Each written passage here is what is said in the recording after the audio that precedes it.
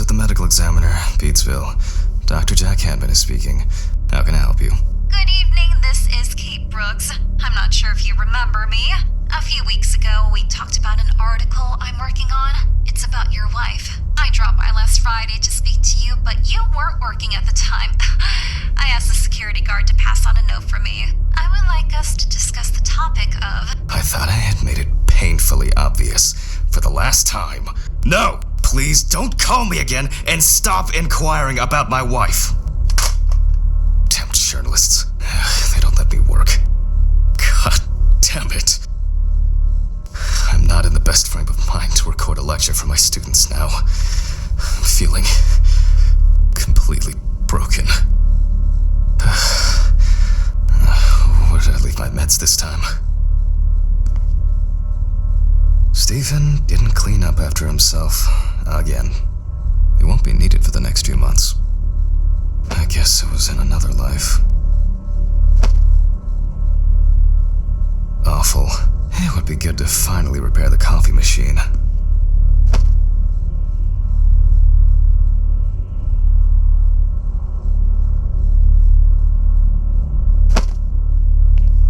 They definitely pay me too little for this.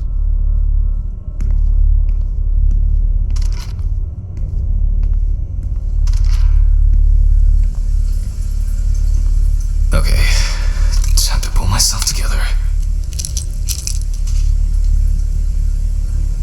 And get back to work. I need to set up the camera first. This place is starting to look like a home. Now remember, Jack, don't forget to hit the record button this time.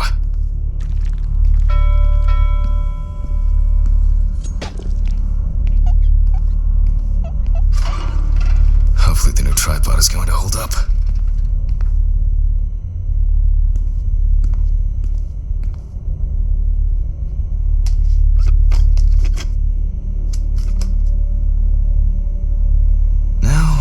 Just have to get everything in frame. This should be fine. November 20th, 1991. Time, 8:43 p.m. Recording for medical students from the University of Missouri. This autopsy is conducted by Jack Hanman. Hello, everyone. Welcome to the autopsy room. Today, let's start.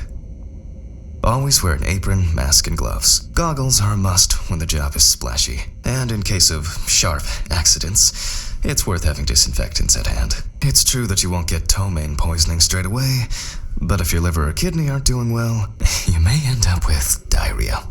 The cadaver is placed on its back on the autopsy table. The pathologist stands on the right of the deceased. Make sure that all the necessary tools are always at hand so that you don't have to run around looking for something, like I do all the time. In the process of revealing and securing forensic evidence, it is difficult not to interfere with the original condition of the deceased. Written and photographic documentation plays a vital role throughout the entire examination process.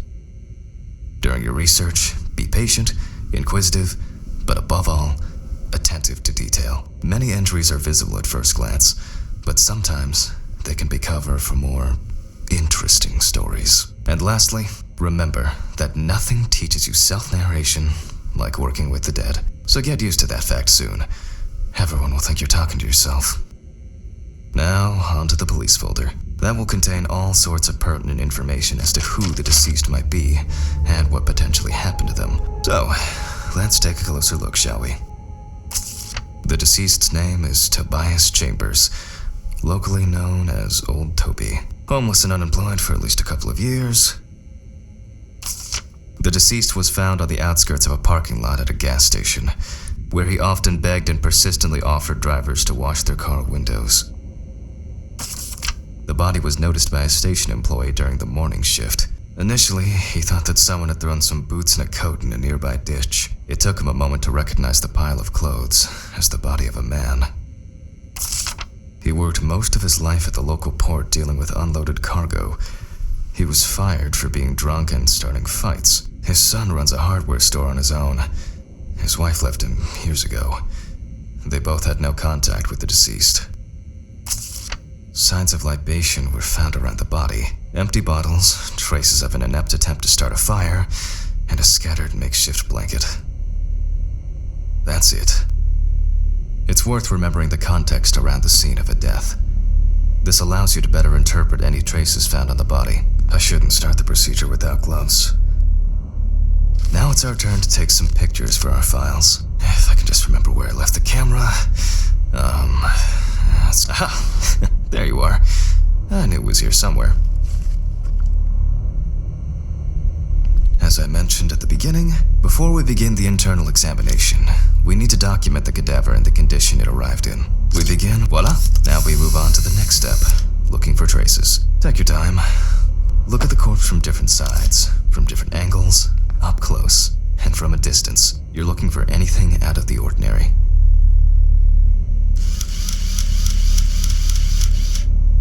The poorly healed wound looks old. I'll take a closer look later.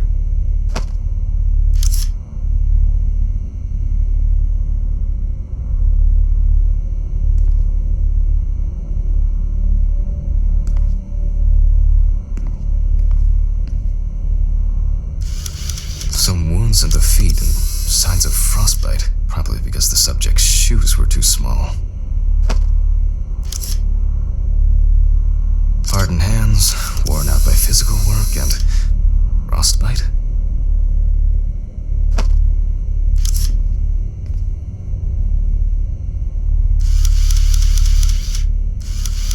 That's something interesting.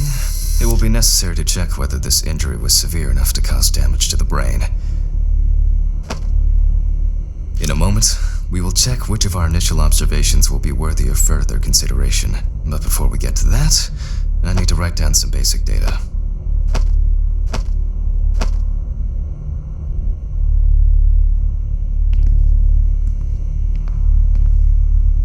Personal information. The deceased was unclothed. Date.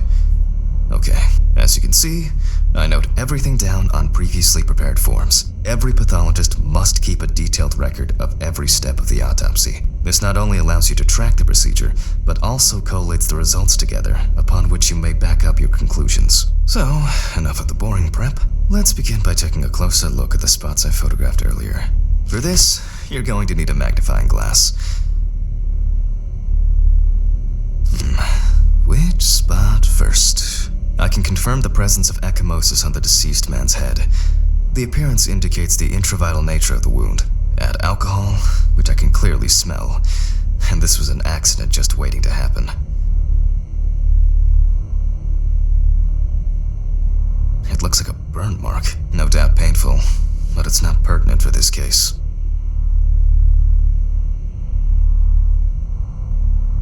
Here we can see frostbite on the fingertips. We can tell by the characteristic skin color.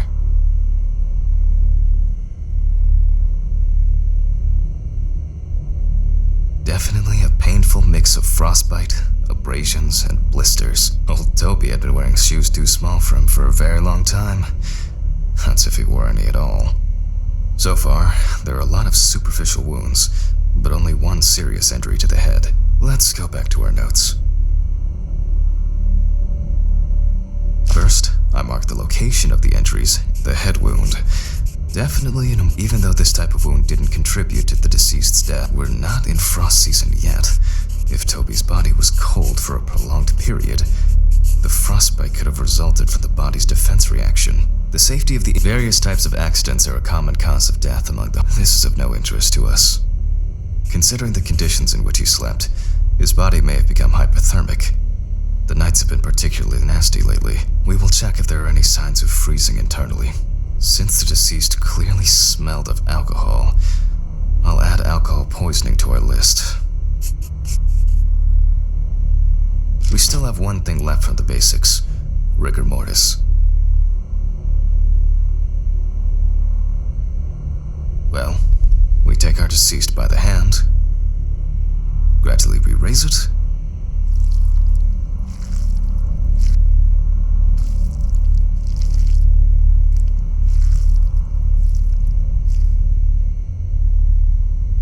now let it go. As you can see, the hand falls loose. What's the conclusion? Death must have occurred more than 72 hours ago. The police information appears correct.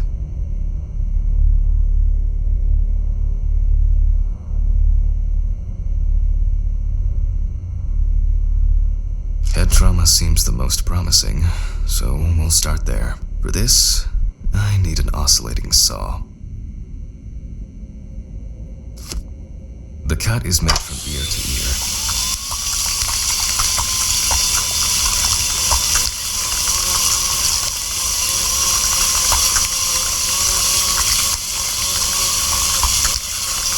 After which, we remove the skin and the top of the skull. After the basic examination, we can see that the brain's cerebral gyri in both hemispheres are symmetric. The brain looks good. Let's take a cross-section. Some pathologists prefer to examine organs without removing them. However, for me, it's much more convenient to examine them on a board, which we'll do now. Holding a long, narrow blade knife in the dominant hand, we slowly cut the cranial nerves on both sides, all the time pulling the brain towards us. So far, so good. The hematoma seems to have had no effect on the brain.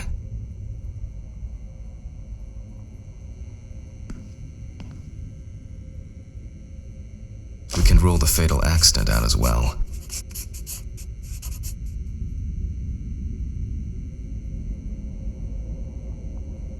Brain is in good condition, so we have no choice but to proceed to the internal examination of the other organ. I grab a scalpel from my kit. The incision should be in the shape of a letter Y. We use a deep cut to reach. Alright, now we peel back and separate the skin.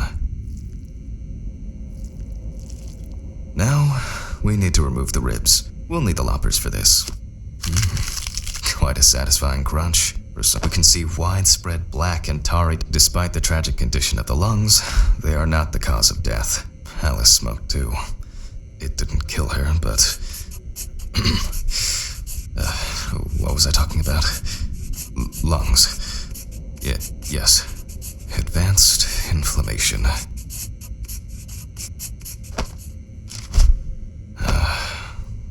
What now? The syringe. Now's a good time to collect some samples.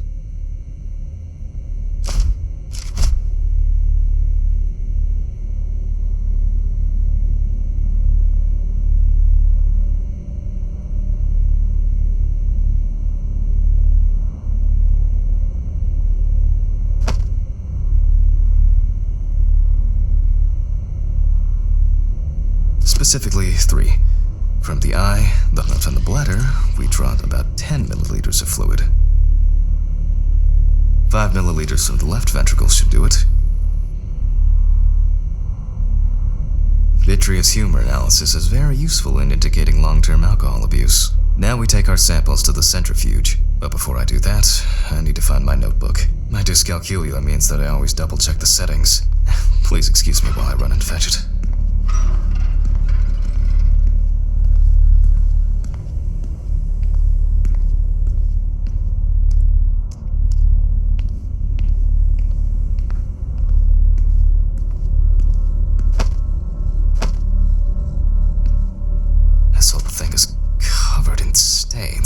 I should check this out under the microscope sometime. Let's get back to the examination. We put all of the samples into the rotor.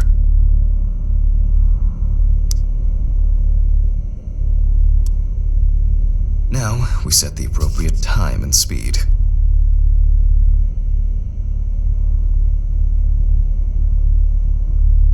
Okay, let's roll.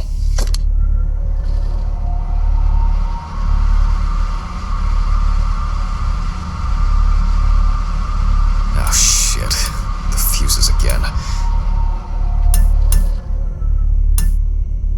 Where were we? Oh yes, the blood alcohol concentration. Let's see what we've got here. Everything's separated as it should.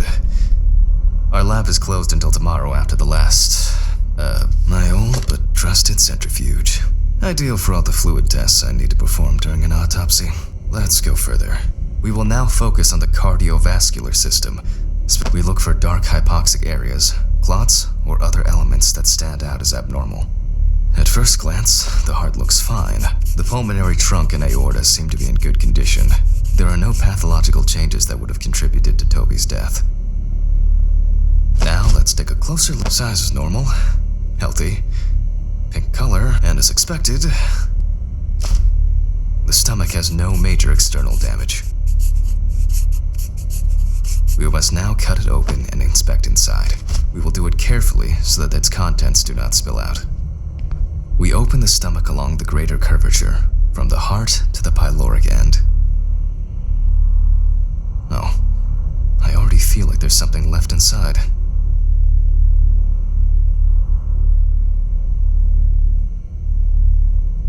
Okay, large amount of gas, small amounts of yellow, grayish food content, resembling some kind of meat. Either our deceased hadn't eaten in days, or the bulk of his stomach had already found a way out. Looks like I'll have to find the missing contents.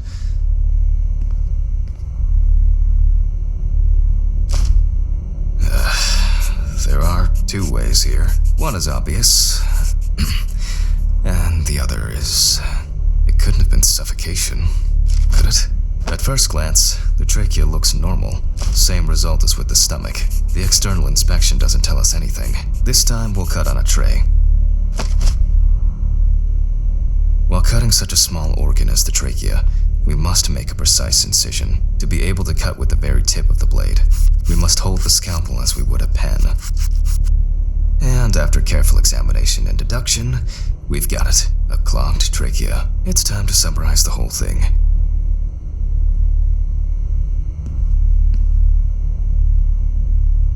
Based on the report and preliminary documentation, it's safe to assume that the deceased passed out after consumption of alcohol and then fell asleep on his back.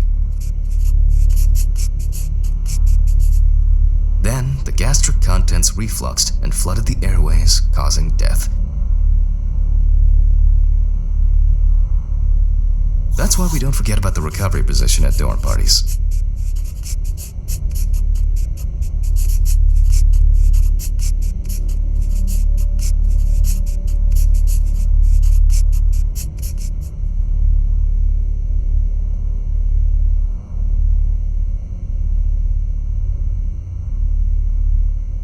And now it's all clear.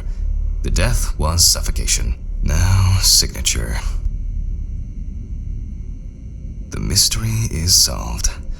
But for us, this is not the end. First, the dead body needs to be cleaned up.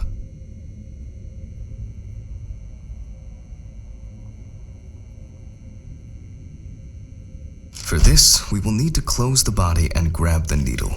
First, we unroll the skin flaps. And then, we sew the deceased back up.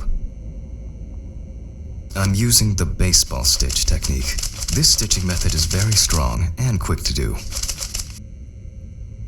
Beautiful. Now we say goodbye to the deceased and put them safely in the fridge, ready for the next stage of their journey. God, I'm tired. I'll drop these samples off at the lab on the way to the bar.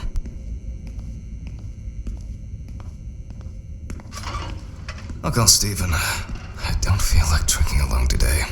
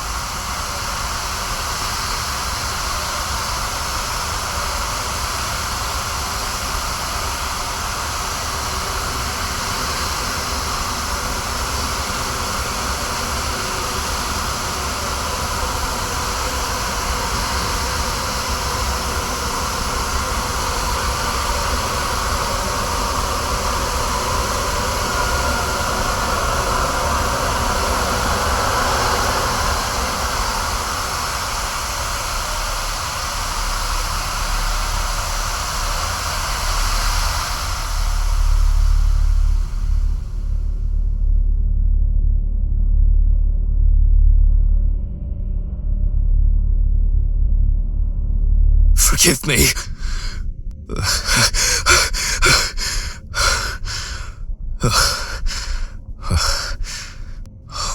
What? Christ. What a dream. Fuck. I really need to get this laundry done. I wasn't able to support her through this. Till death do us part.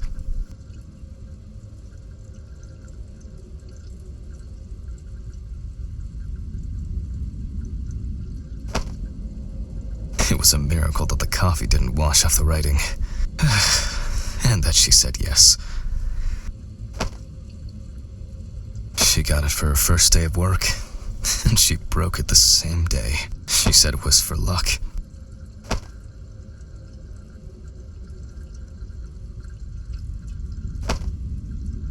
It's always good to have something for a rainy day.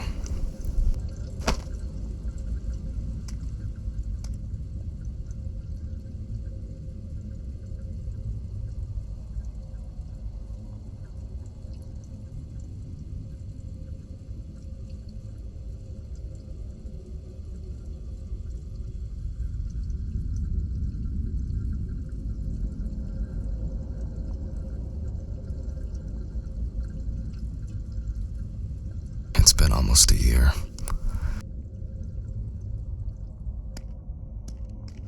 Time flies, and probably doesn't have to get up to work. So much light everywhere. Some days, I just feel like setting fire to all this paperwork.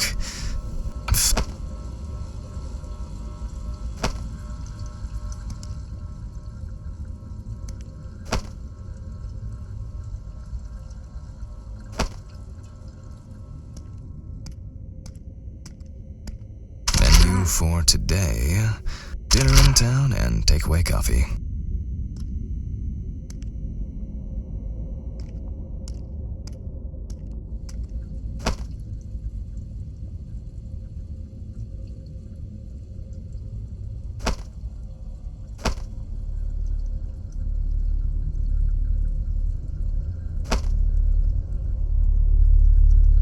I still feel uneasy. At this time, Alice would probably be sitting here reading a book. The view isn't spectacular, but why does that car look familiar?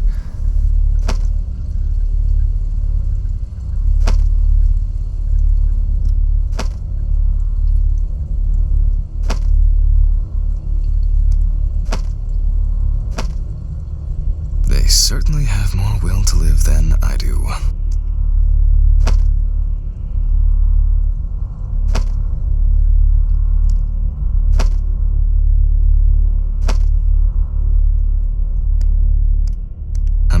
For music like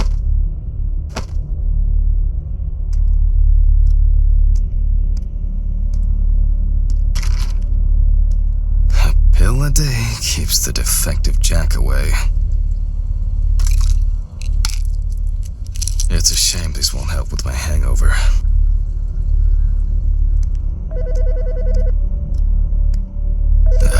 The fucking phone.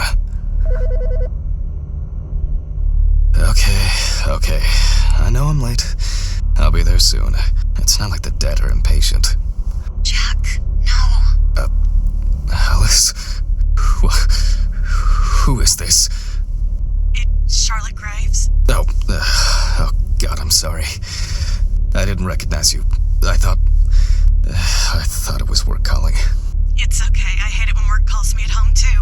How is everything? We haven't talked since...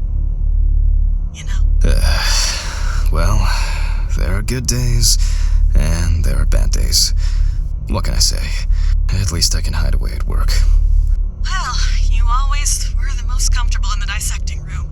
Listen, I have an unusual request. Okay, how can I help? It's nothing serious. I just wanted to ask, do you have any pictures of Alice? Maybe one where the two of us are together? I'd love to have something to remind me of her. I guess. I'm not sure.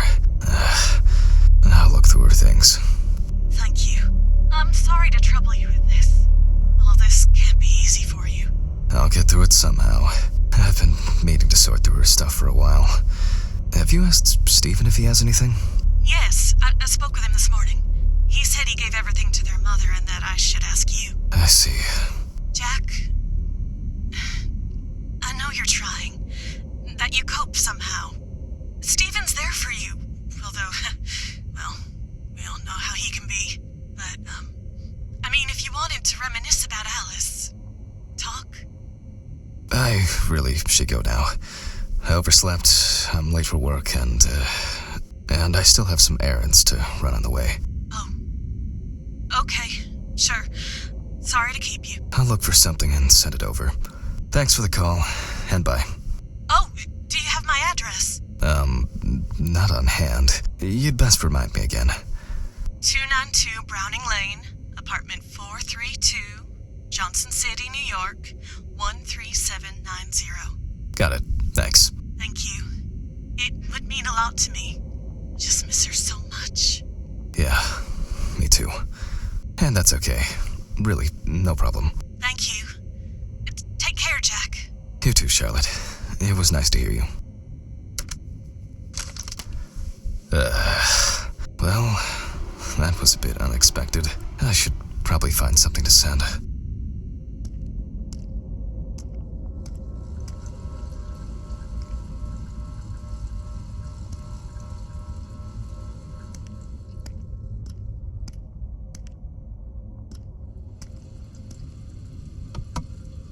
Alice and Charlotte in Amsterdam.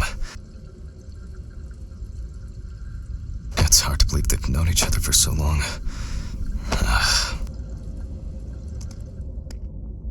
It would be better if Charlotte had this. It deserves to be on display and not hidden in a drawer. Okay, time to go to work. I'm seriously late.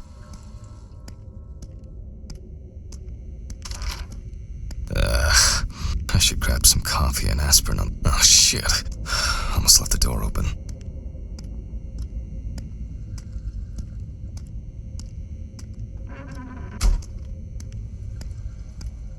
These fluorescent tubes are brutal.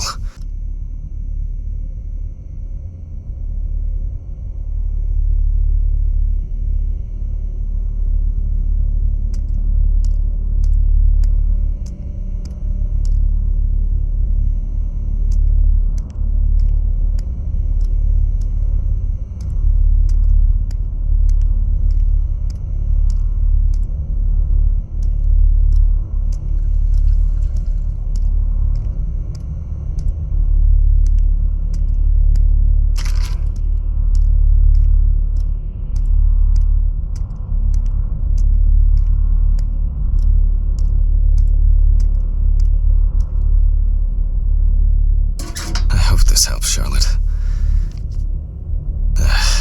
Okay. All done here. Time to go. Huh?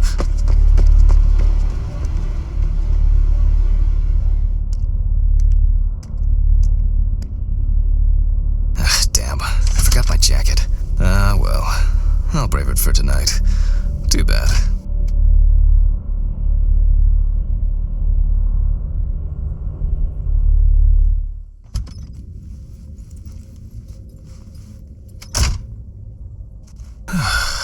Nice and fresh. At least it's peaceful here.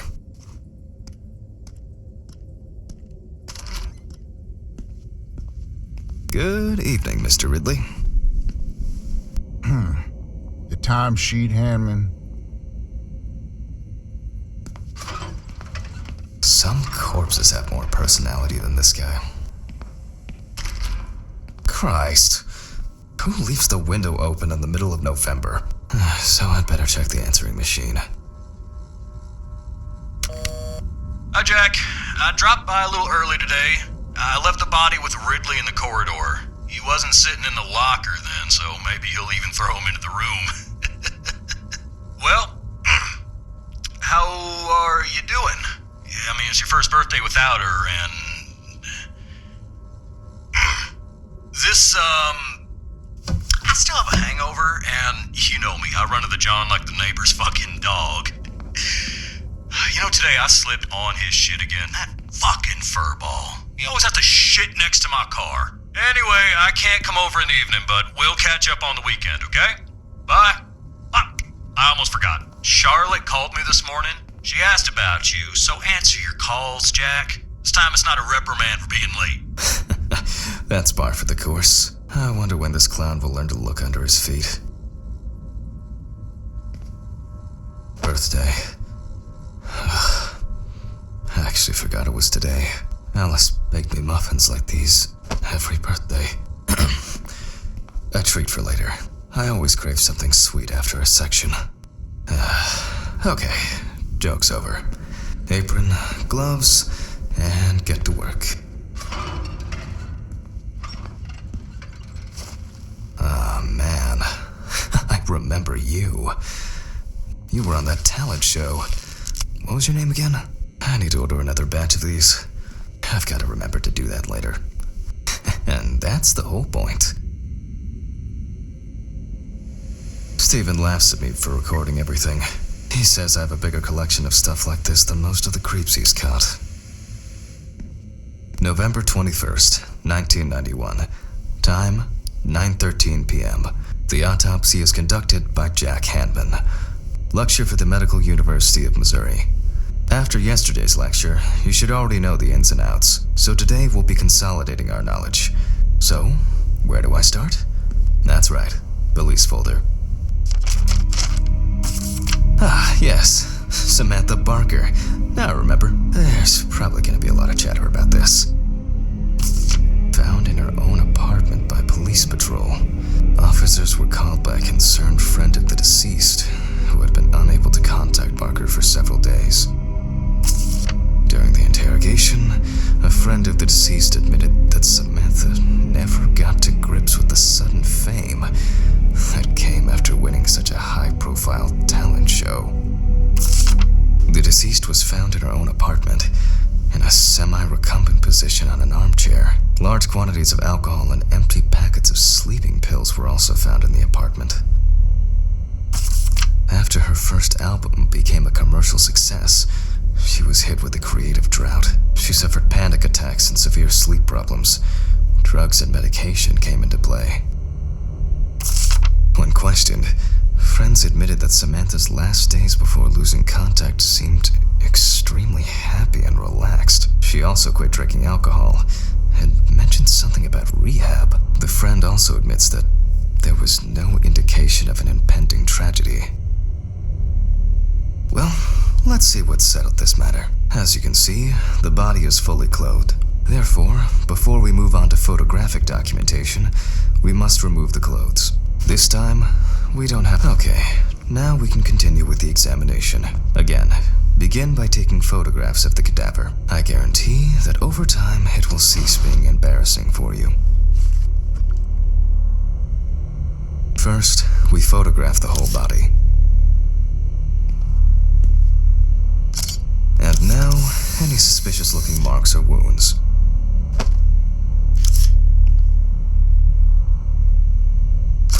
Well, there's even more here.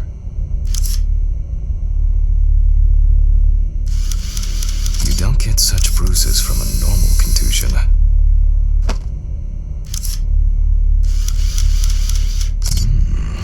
Yes, I've seen this many times.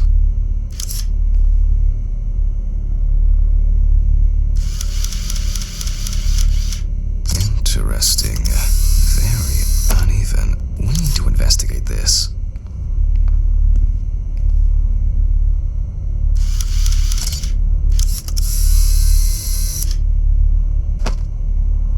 A few we will need to look into here.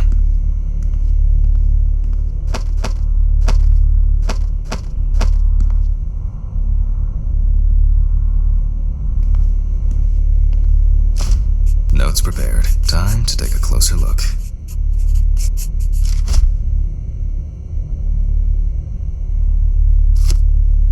Some furrows have imprinted more strongly, others less, as if someone was, undecided.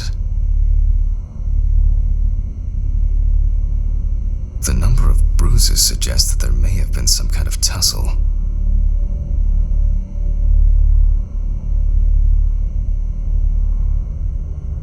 And here's something interesting. The skin of the deceased is covered with numerous blisters. Some of them are ruptured. Others still contain fluid residue. Such bruises are caused by either a very heavy blow or by some internal issues.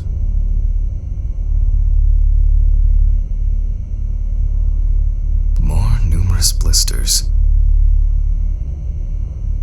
We have some leads to investigate here. Let's write this down.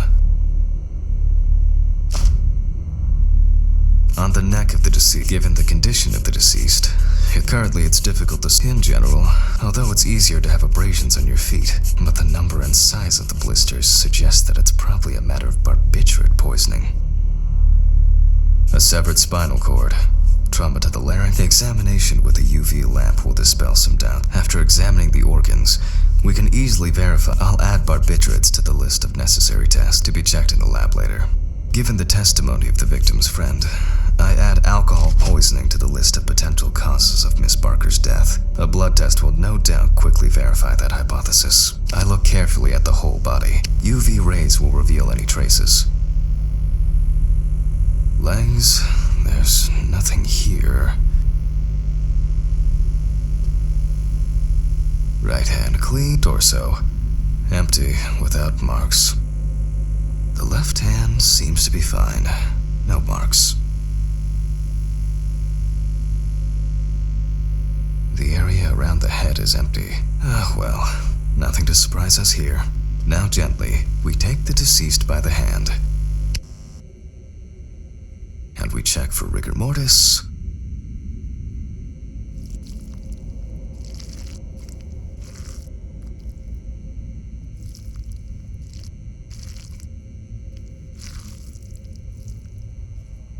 Again, the hand falls freely.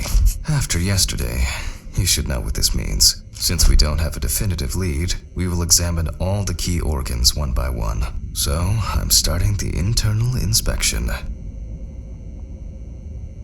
I dissect the skin of the deceased.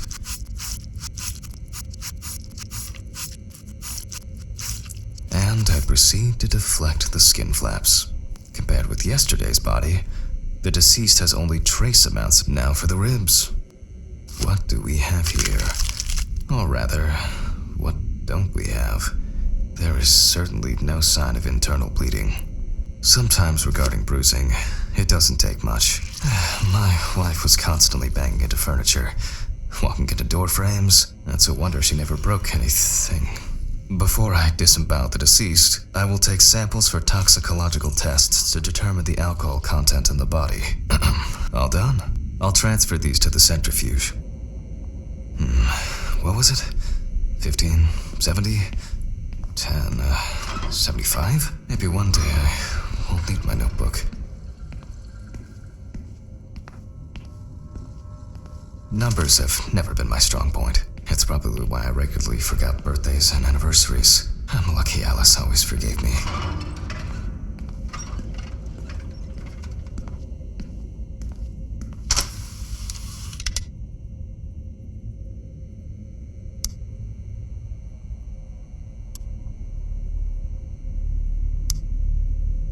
Gently does it with this old thing. Handle with kid gloves.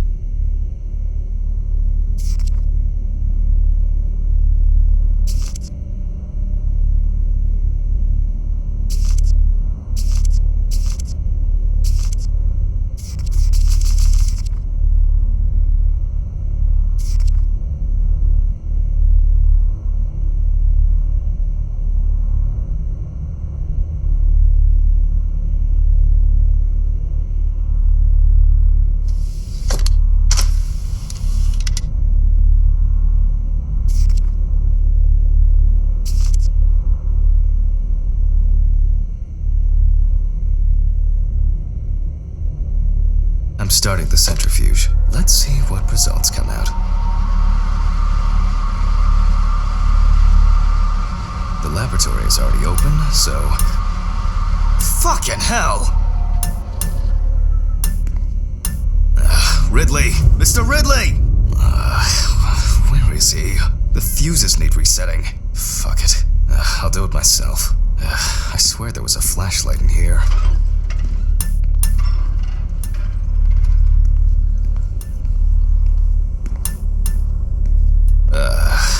Whatever. I know where the switches are anyway. First the right, and then the left.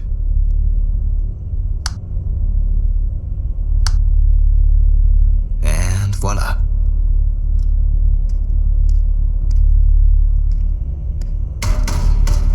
What?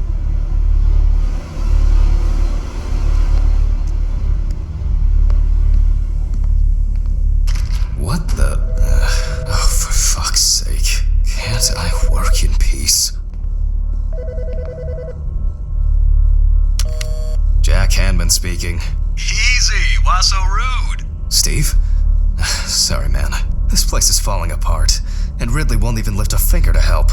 You just can't work here. Did the centrifuge trip the fuses again? Yeah, eventually everything's gonna go up in smoke. You look on the bright side. It's a free cremation with your autopsy. Jesus, stop it. That shit pisses me off. Okay, sorry, Jack. Anyway, I'm calling to ask how the autopsy's going.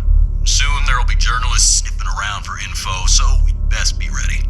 I'll whiz through this in a couple of hours. It doesn't look like a complicated case to me. More of a formality.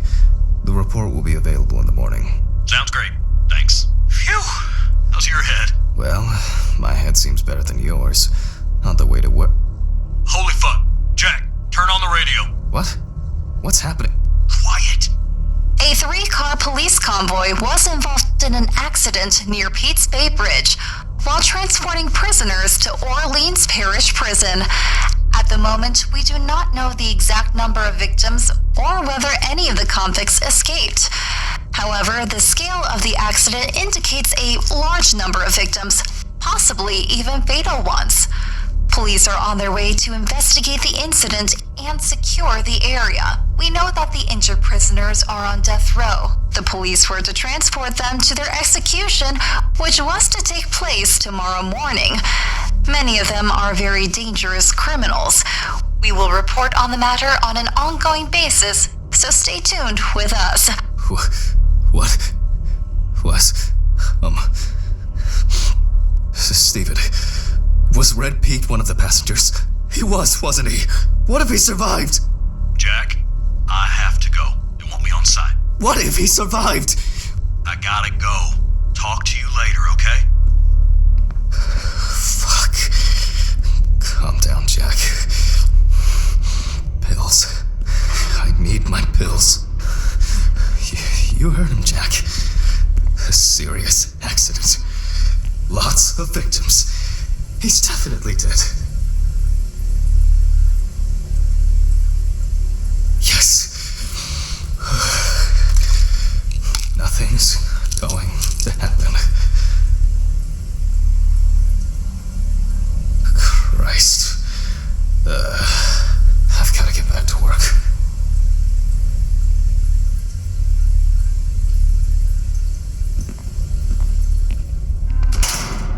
What?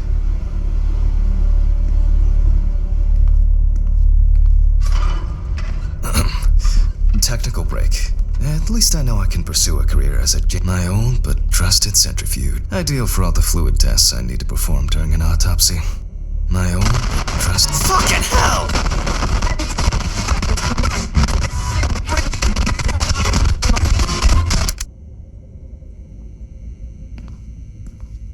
Alright, let's see if we were able to get anything out of this piece of crap. And miraculously, yes. The samples did spin. I'll transfer them to the chromograph in the lab.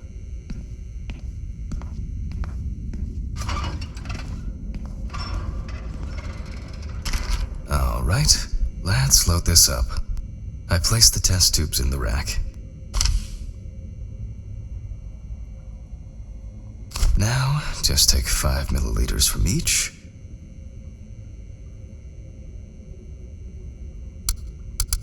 Precisely.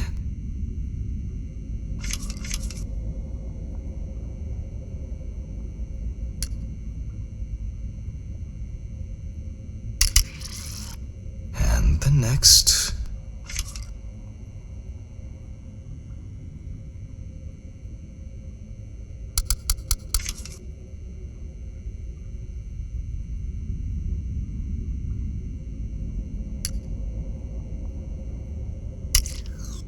Five more.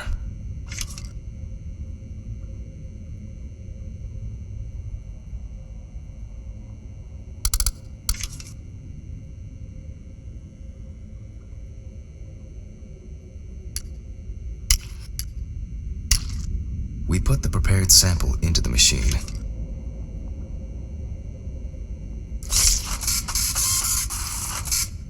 Let's see what we have here. The results indicate that the deceased did consume alcohol shortly before her death. However, this is not an amount that could cause poisoning leading to death, just slight inebriation. I can return to the body and continue the rest of the examination.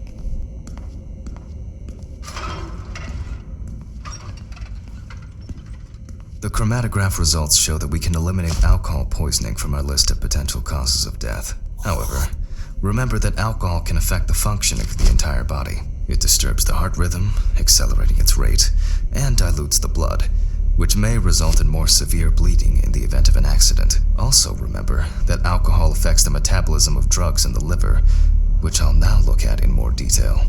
First, I'll pick up the syringe again. I'll take samples from the liver and the heart to test the concentration of barbiturates in the body.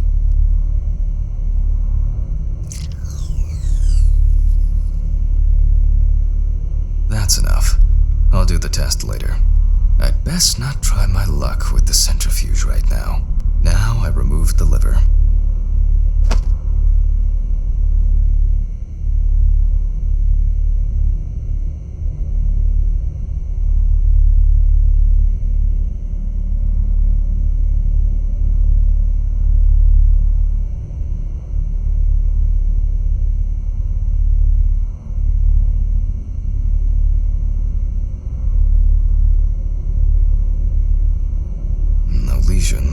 However, it is slightly enlarged. Perhaps it's a slight inflammation or drug-induced damage. It may also be the result of the deposition of substances from drugs. Let's check the weight of the organ.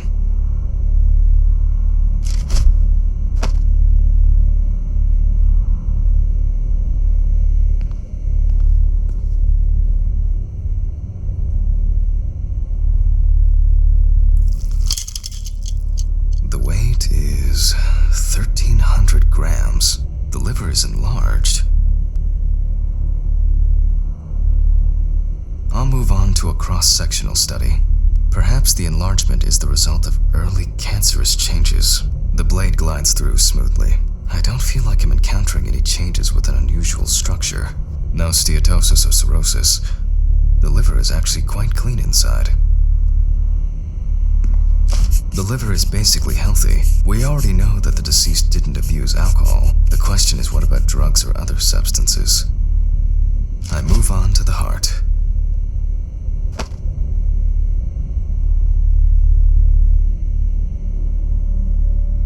Oh.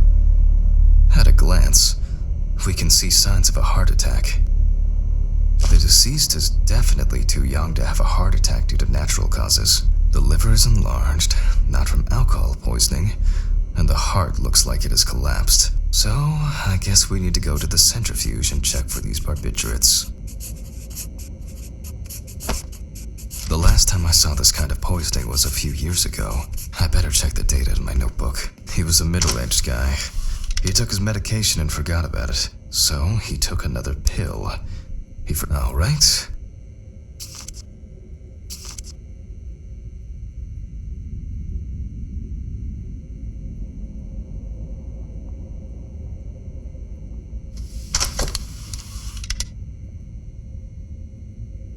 We close the centrifuge and pray that it doesn't trip anything again.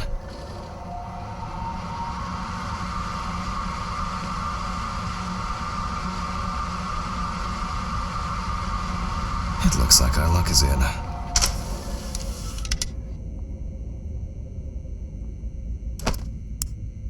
We can take the samples to the lab now. I wonder how she was able to get hold of these drugs.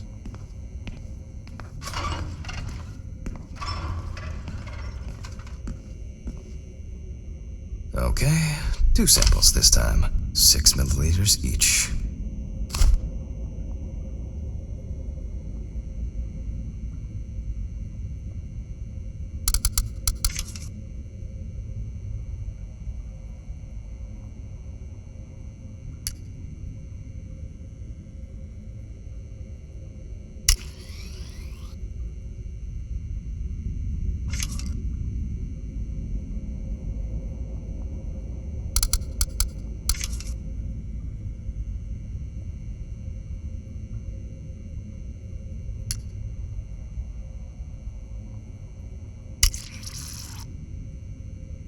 Well, let's see how much of it we find.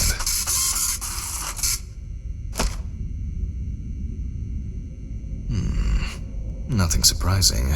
Significant amounts of phenobarbital metabolites of hepatic origin. Looks like I'll have to check the contents of the deceased's stomach.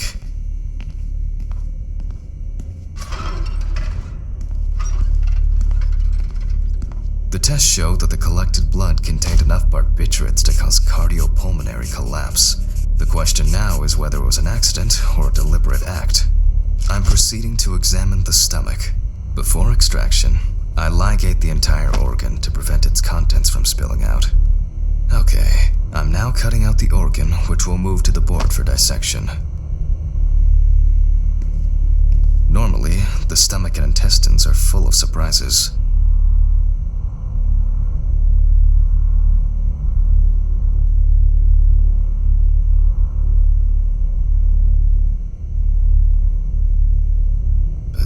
This time, we see remnants of undigested food and a dense mass of pills. You don't take this many drugs by accident.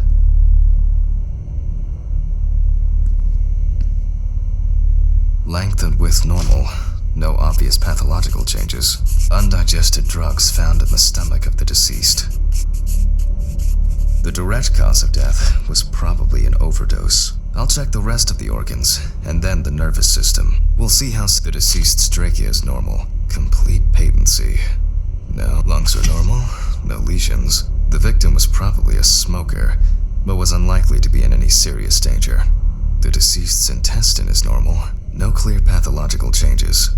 Abdominal cavity checked off. We can check the brain.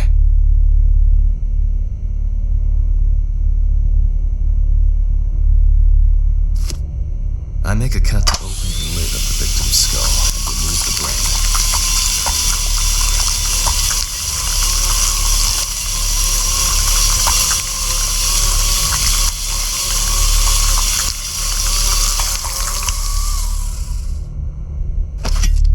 Brain is normal. No obvious lesions. Alright, I need to dissect it on a board.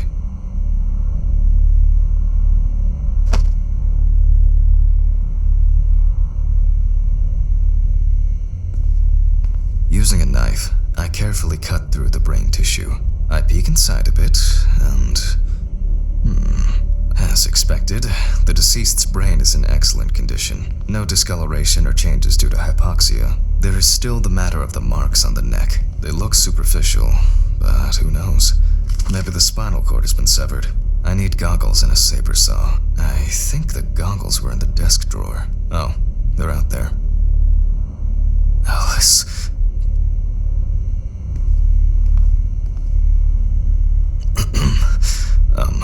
Saw. I need saw. Fuck. I don't see it here. Oh. I know. I probably left it in the basement after its last cleaning.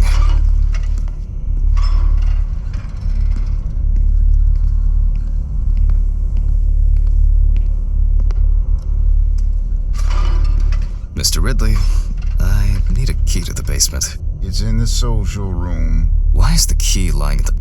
never mind. Thank you. Hey, Hammond. Did you hear about the convoy? Well, maybe you'll get a chance to relive your glory days and catch Red Beat again, huh? Let's hope there won't be a need for that. If only he could put that much enthusiasm into his work. I get the feeling that searching through this rubbish is more pathogenic than working with... please, may this be the last trip.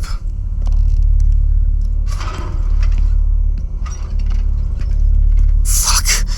Why did the prison convoy have to get into an accident? Jack, take a deep breath. Deep, pleasantly cool breath. You're nearly finished with the autopsy. Then you can go home and rest. I'll take the saw.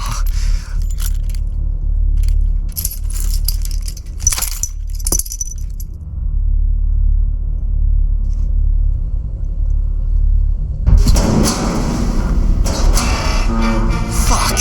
It's jammed! Doesn't anyone do maintenance around here? Damn hatch. Damn red Pete. Never again, if only.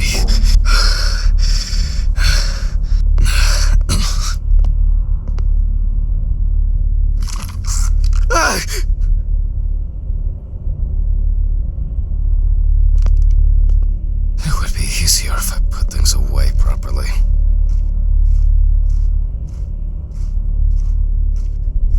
Damn student lectures and their fucking props.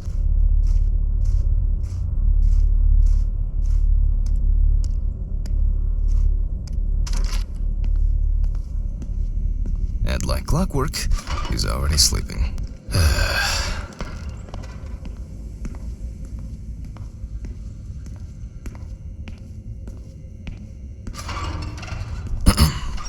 Sorry for the short interruption. I hope you all took the opportunity to grab some coffee. And now that I have everything I need, I'll move on to revealing the spinal cord.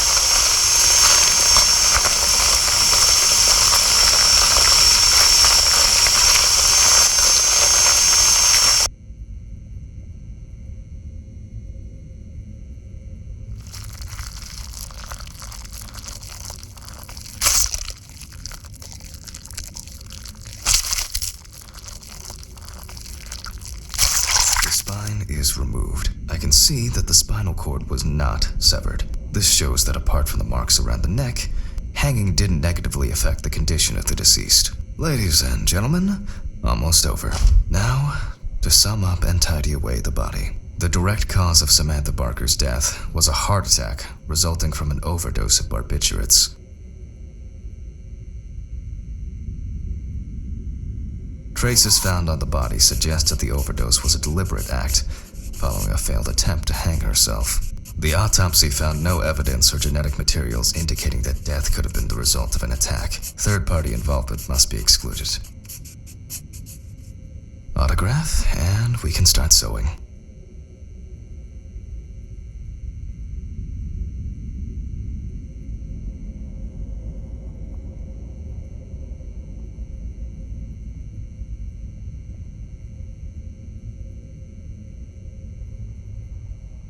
In the 1950s and 1960s, the use of barbiturates for suicide was actually quite common. I think it was most talked about after the death of Marilyn Monroe.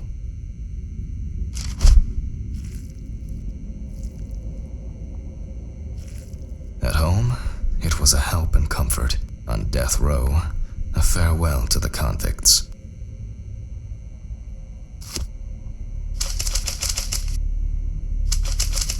Well, we're done for today. Thank you for your attention.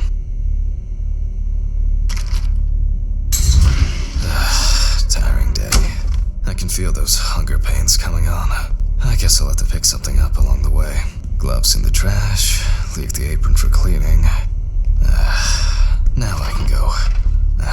Camera. I didn't turn it off. A nightcap will do me good. Good night, Mr. Ridley. The police will pick up the body and accompanying documentation in the morning. Sure. I guess there are actually two things in this world you can be certain of. Death and Ridley's reluctant attitude. Alright, maybe three things. My whiskey on the rocks when I get home.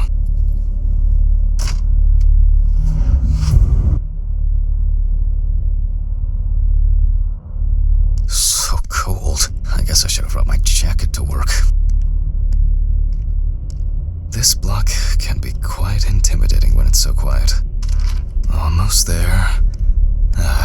Stephen didn't want to go out for a drink tonight, so I'll drink my whiskey in the company of my TV. Shit. I forgot the muffin. Well, Ridley will have a nice treat for the night. I'm sure he'll be his happy, thankful self tomorrow.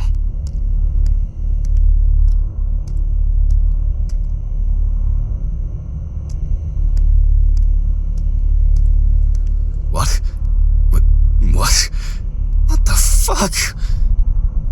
But I locked it. I'm sure of it.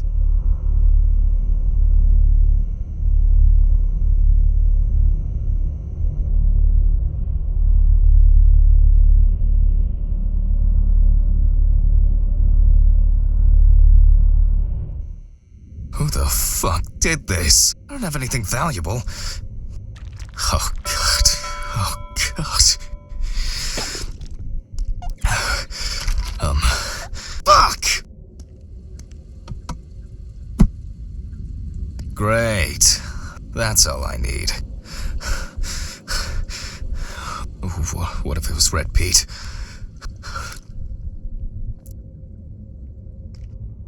Where? I need my pills. I can't get my thoughts together.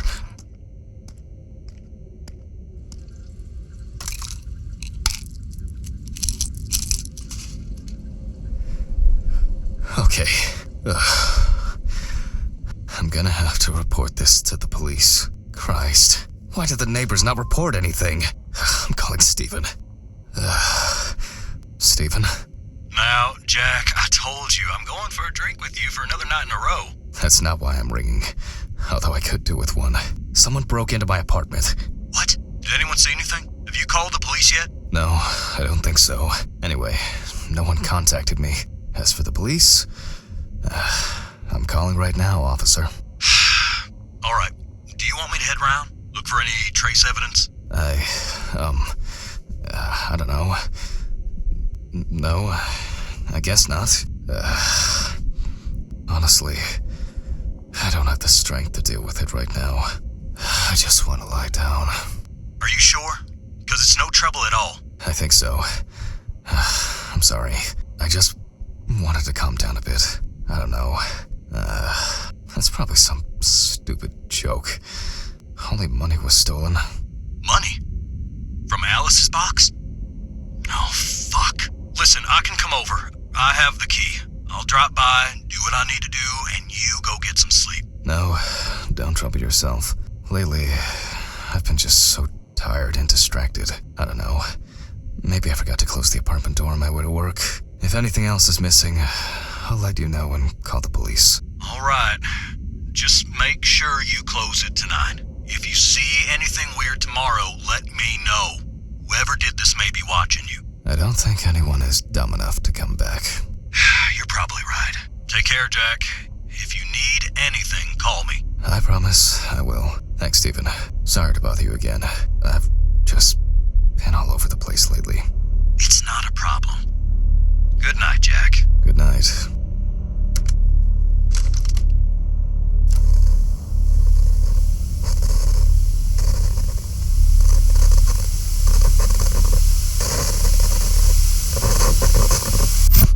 What? I guess I should clean this shit up. Where to start? Shit. The glass in this thing needs to be replaced.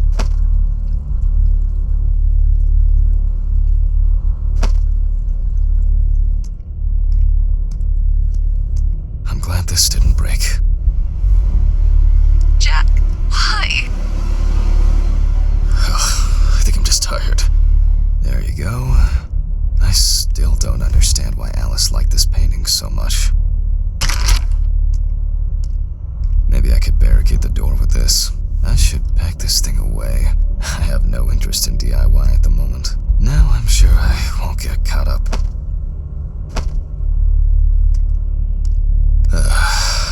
What a mess. Now if only I could blame this on the burglars.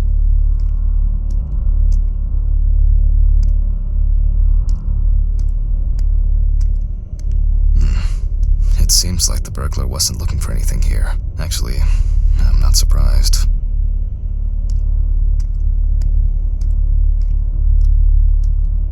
To be honest, I could leave it like this. That's enough for now. Jeez, I'm exhausted. I'll get the rest in the morning.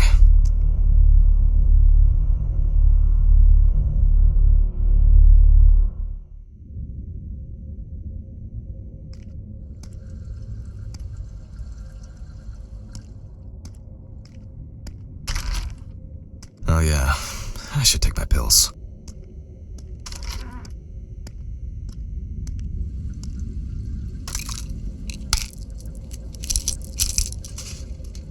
I feel like it takes me forever to finish these things. That's enough.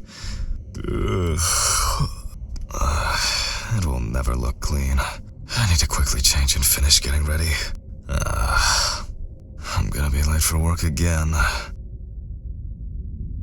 Got my keys, got my files. Check. Time to go. Remember to close the door properly, Jack. Oh, shit. Almost left the door open. I'll ask the neighbors tomorrow if they saw anything suspicious. I wonder if Ridley fixed the coffee machine.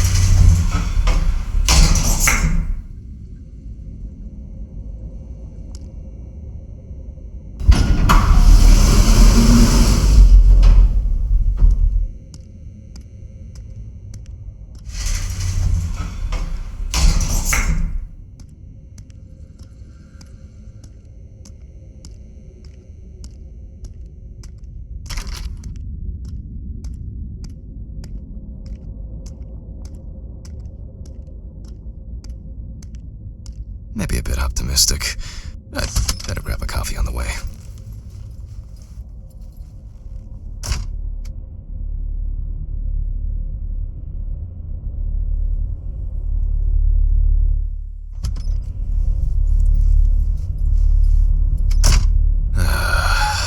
I'm exhausted. I wonder who Steven brought in today. Good morning, Mr. Ridley. Oh, he's not here yet? No, I'll do without him. I hope he... Oh, come on. He was too lazy to even wheel the gurney to the autopsy room.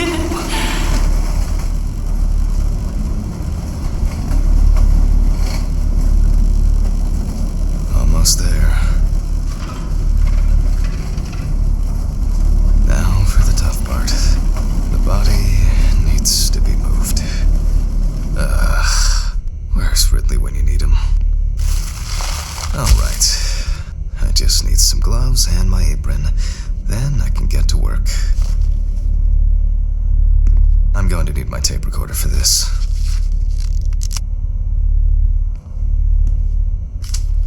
Autopsy dated November 22nd, 1991. I begin by verifying the identity. It's most likely Harper Lloyd, age 35. Found in a well-owned house by her neighbors Leonard and Dorothy Chelsea. Reported missing for a week. It is also known that the deceased was diagnosed with affective bipolar disorder. Harper was placed on drug therapy, which she dropped out of fairly regularly. During her treatment, she was under the care of her common-law partner, Richard Benson, professional truck driver. The last person who had contact with the deceased was her partner. Harper's last message read as follows. I'm gonna take a shit in their stupid well. Then we'll see who... Police records also show that Mrs. Lloyd was in constant conflict with her neighbors. The constant parties and subsequent brawls made living in the area nearly impossible, especially when Lloyd's partner wasn't around. Firefighters found the body after the Chelsea family began complaining that their tap water tasted strange, and at one point had begun to smell and turn a dark color. I perceive the most important task in forensic identification of a drowned person is to distinguish whether the death occurred before or after entering the water. Okay, that could have been worse. I carefully removed the victim's clothes so the deceased was found. One shoe was missing. I'm going to need the camera to document all possible suspicious marks.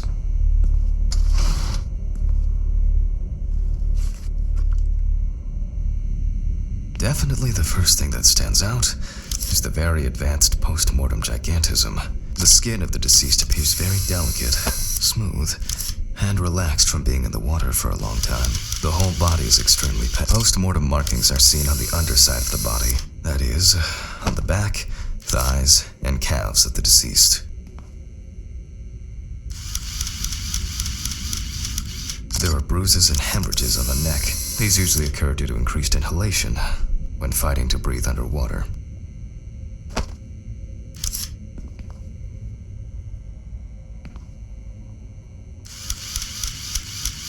It's likely that the deceased was lying on her back when she was fished out.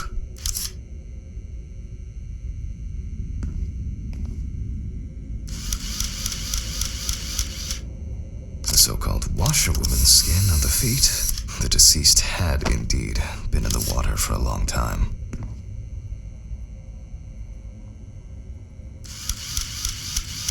The skin on the hands can be easily separated from the body. The separation takes the form of a glove. There are some obvious scratches on the skin.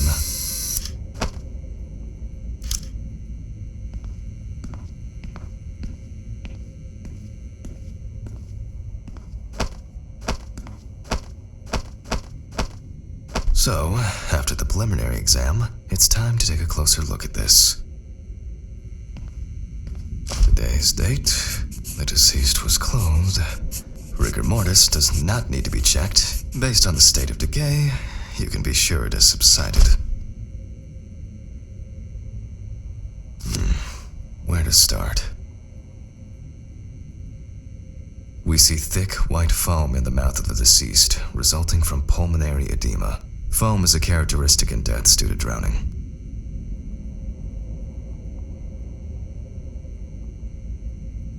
There are obvious scratches on the skin, especially on the back and hands. These could be defensive wounds, evidence of some sort of altercation prior to death.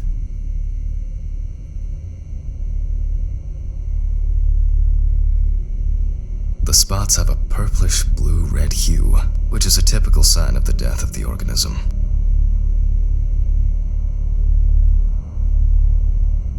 Yep, pretty typical.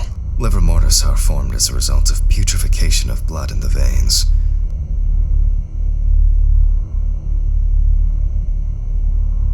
No obvious signs of struggle. The skin on the hands would have easily peeled away from the flesh. Some of the fingers have already lost their nails.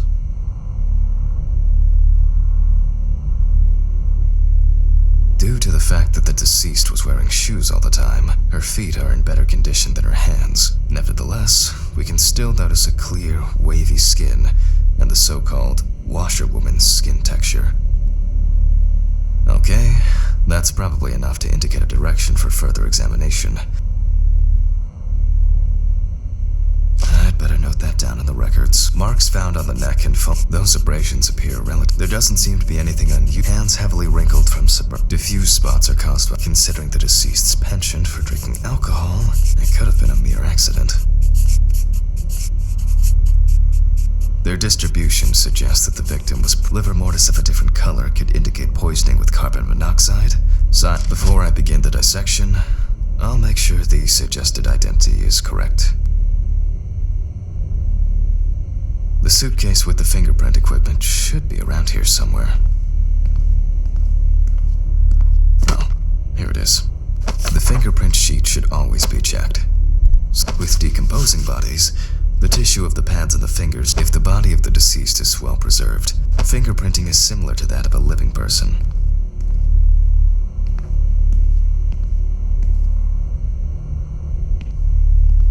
I'm going to conduct a dactyloscopic examination. If in fact the deceased is in the police database, I will find her. Glycerin is injected successively between the nail and the skin of each finger. The substance then enters the fingertip, removing shrinkage and wrinkles.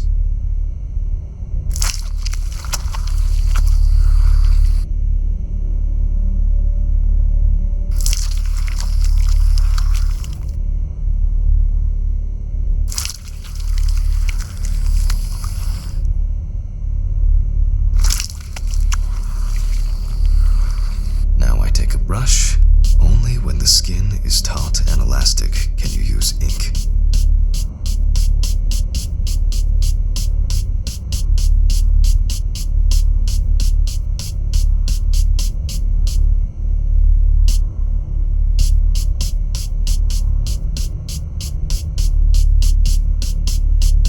I think it's enough. In the case of drowning victims, you have to be extremely careful. The skin may fall off the hand like a glove when you take the print. I'll use the fax machine to add the print into the system.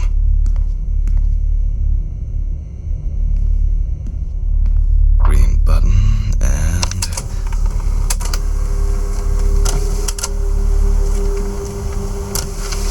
Once the data uploads, I'll run the prints against the police database on the computer. Great. The data is there. Click upload. Now, go through the database and find a matching print. Expect possible hours of fun.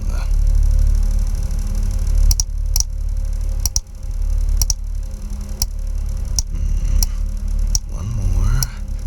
Analyze button. And we have a result. Everyone has a story to tell, even if it's just a police record. So, as predicted, the deceased turned out to be Harper Lloyd. That went smoothly. I'll print this out and attach it to the medical records.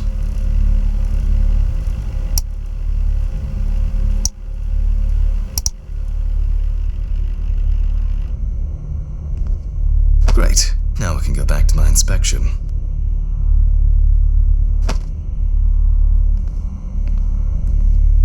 I'm adding the name of the deceased.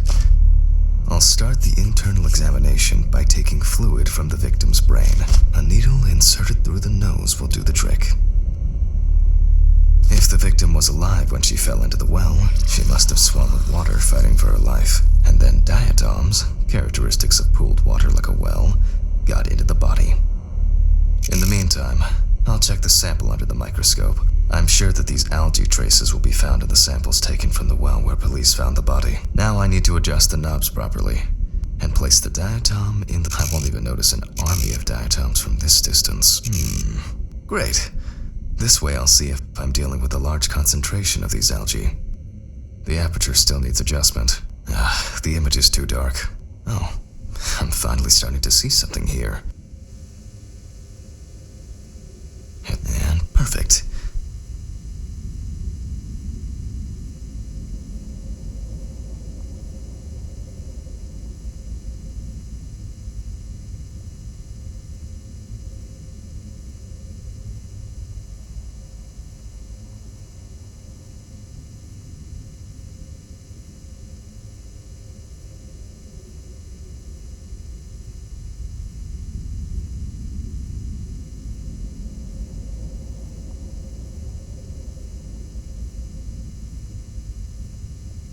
As expected, we find the aforementioned algae in the solution.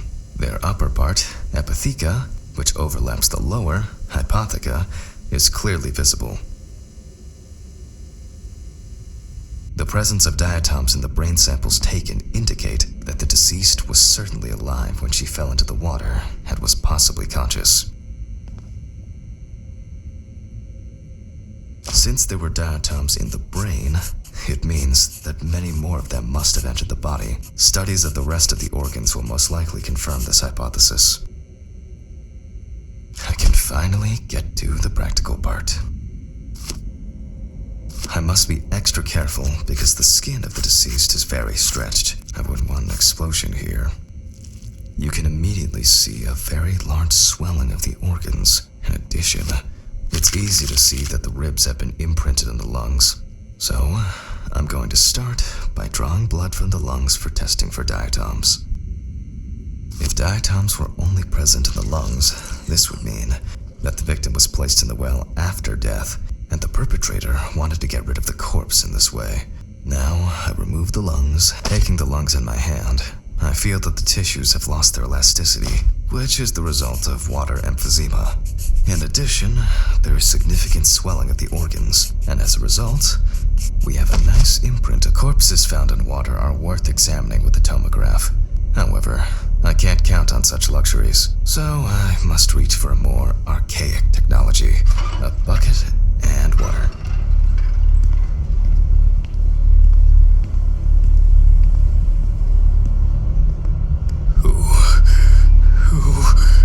Has anyone been here? I hope no one dipped a mop in it. It's best to go to the lab for this.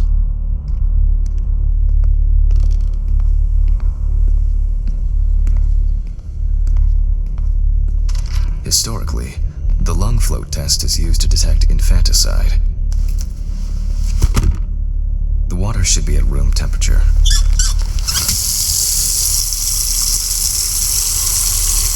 That's enough. To test for this, I have to place the lungs in a container of water. This checks if there is air in the lungs. And speaking of lungs, everything is ready to bring them here. Oh, Jesus.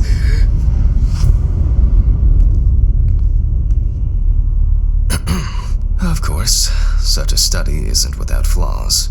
Air may have entered a newborn's airways during resuscitation attempts. Gases released during decomposition could also give In this case, however, it's about something else. Namely, the amount of fluid in the lungs. To test for this, I have to place the lungs in a container of water and wait to see if they fall or if they will float on the surface.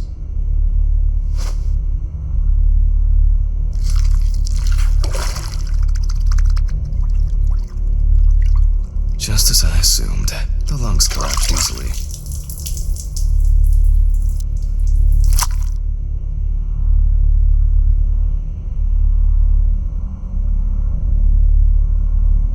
Fluid could have entered the lungs during panic attempts to catch breath underwater, but it could also be the result of bacterial infections or cancer, so further investigation is needed.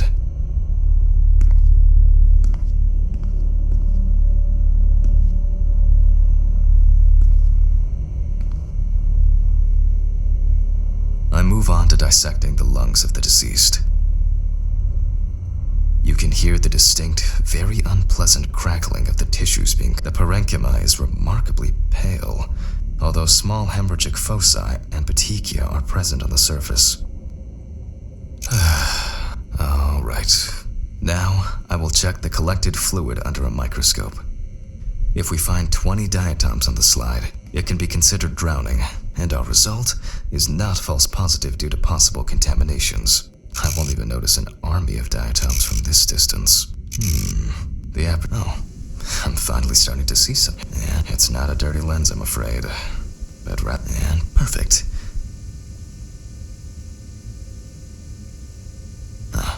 As expected, in solution, the diatoms are clearly visible.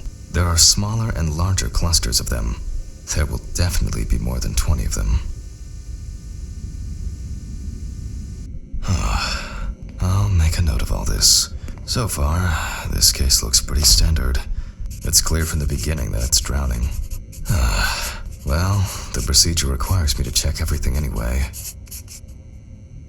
So, I move on to checking the other organs. I ligate the heart, and then remove it for inspection. Strongly developed putrefactic hemolysis of the organ can be seen at first glance. Apart from that, no signs of a heart attack or other heart disease.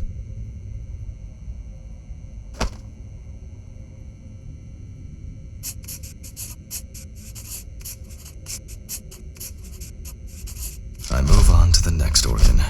This time, it's the liver. becomes immediately apparent that the deceased didn't care. The beginnings of cirrhosis are visible in some areas. I transfer the organ to a board and proceed to dissect.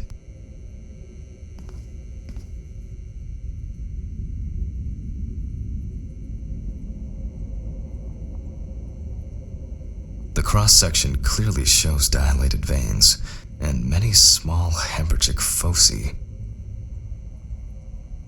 I must admit that this is quite a feat, considering the rather young age of the deceased. Harper enjoyed drinking so much that she might not have lasted a few more years. I move on to the stomach. I take a sample of the fluid for testing.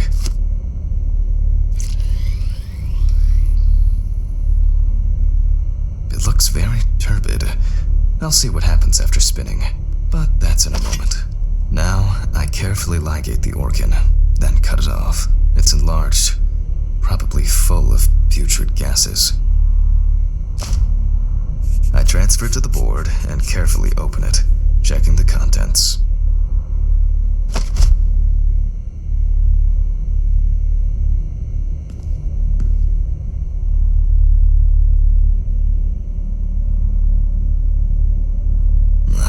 One thing you'd never get used to is how much this desk smells.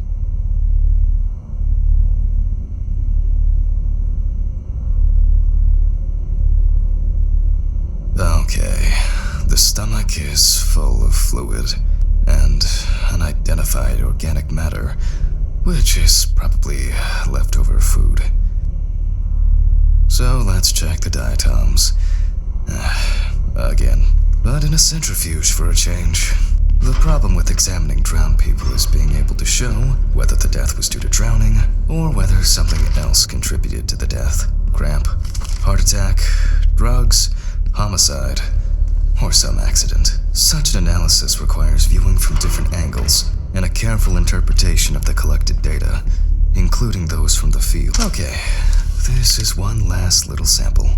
Now, set.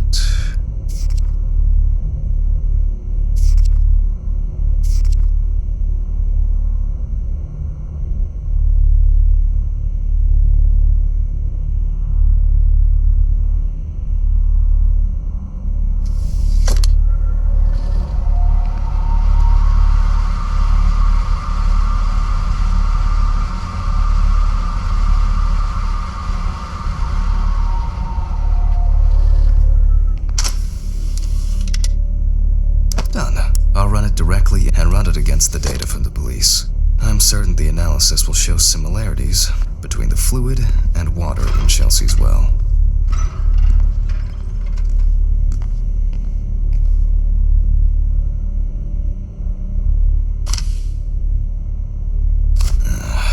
Let me think. 3 milliliters should be fine.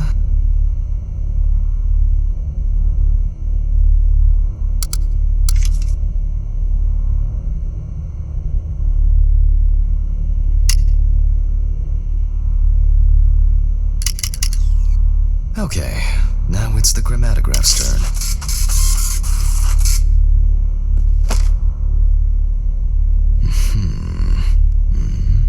Yes. The water sample matches the one provided by the police. Well, the results are quite clear. I was hoping it would be a more interesting case.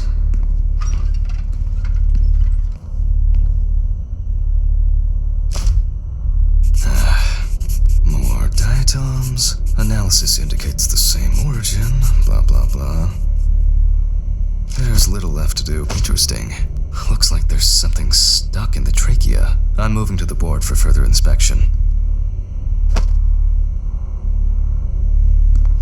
I dissect the trachea and open the organ. Inside, based on the size, I can say that it's a woman's wedding ring, quite standard from the outside. There's an engraving inside.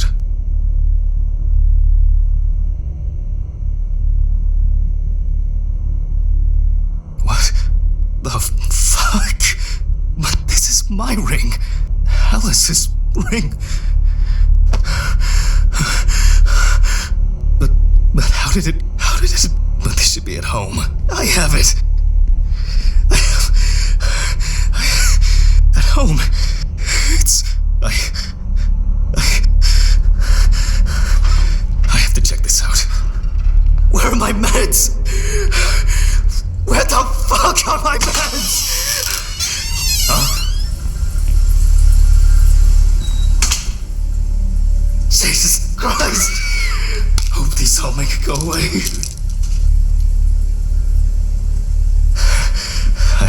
I have to check the apartment. It can't be. Jesus Christ!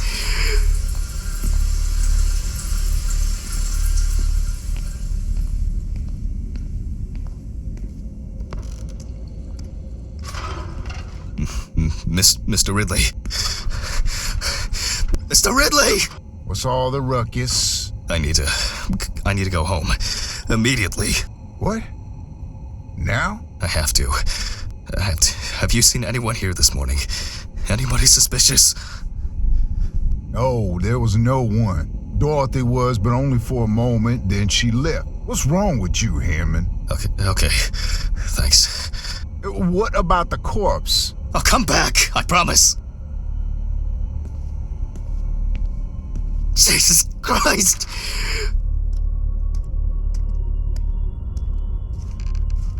I have to check this out.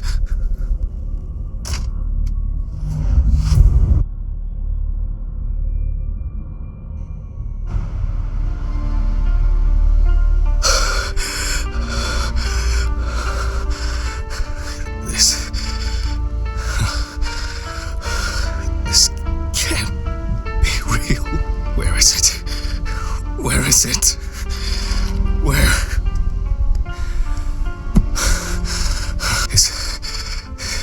It's not here. It's not. I need to go.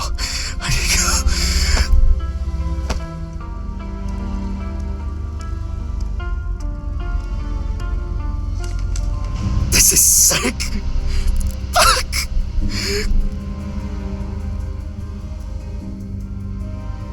Come on, Steven. Pick up the fucking phone!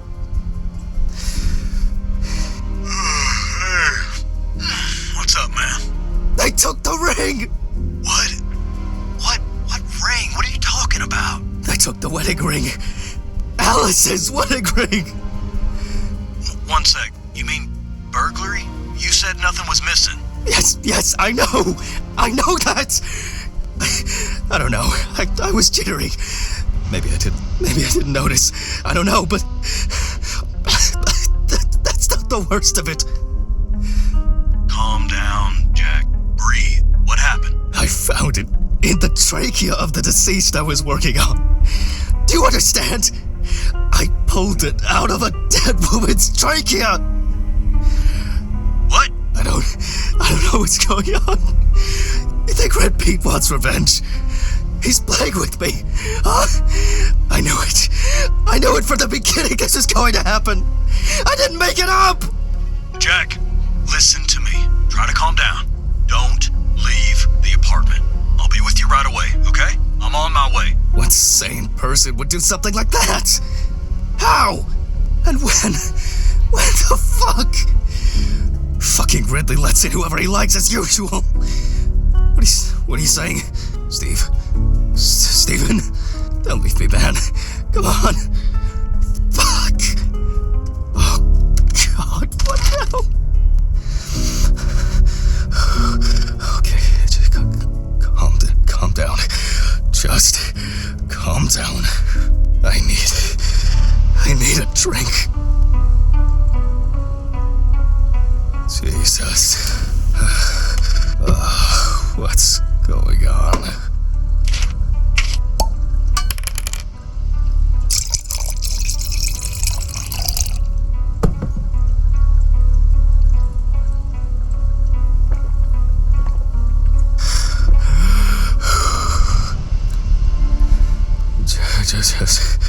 Just one sip more. Yep.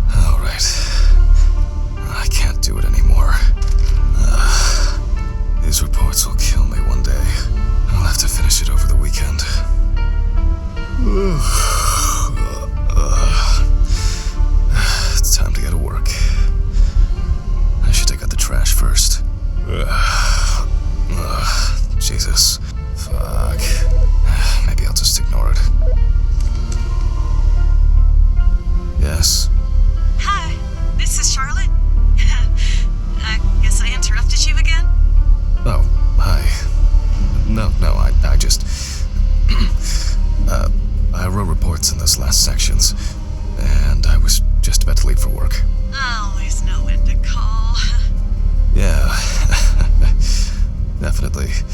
What's up? How are you? I'm good, thanks. What about you? Okay, nothing new. I had a few days off. Oh, that's nice. Then... Did you have a moment to look for something for me? Something for you? Well... the photo with the photo I asked you for? It hasn't come yet? Oh, sorry, but I said it a week ago. No, not yet. Maybe I'm too impatient. I'm sorry for rushing you. You have so much on your mind, I thought maybe you forgot. It's okay. No worries. With my pills, Pills. I almost forgot to take my pills. So you see... Yeah. I have to go now. Yes, sure. Let me know if you still haven't received the letter. Then I'll try... Well, maybe I'll find something else. Oh, really? Could you? It would be great if you could. Really? Yes. I know it means a lot to you. Well, I won't hold you any longer. Thanks. Bye. Bye. Take care. Bye. Damn. Did I mess up the address? How am I gonna get those pills? Maybe I should invite Charlotte to do something herself.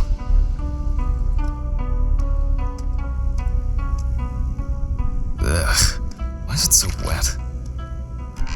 Ugh. I shouldn't be this tired.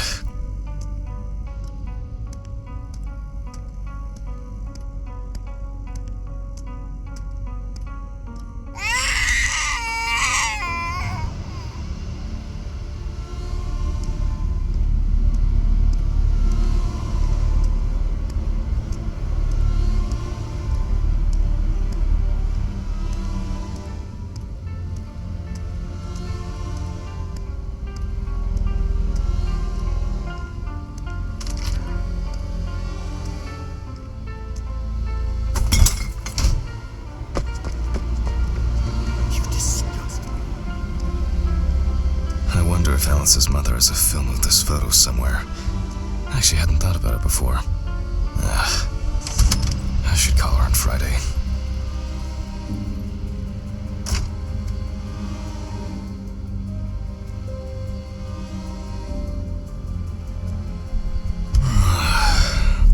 Oh, God.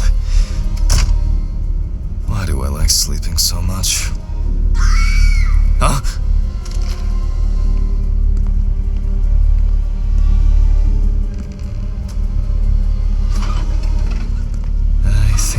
Straight to work on this one. Focusing on something will do me some good. Christ, this one's heavy.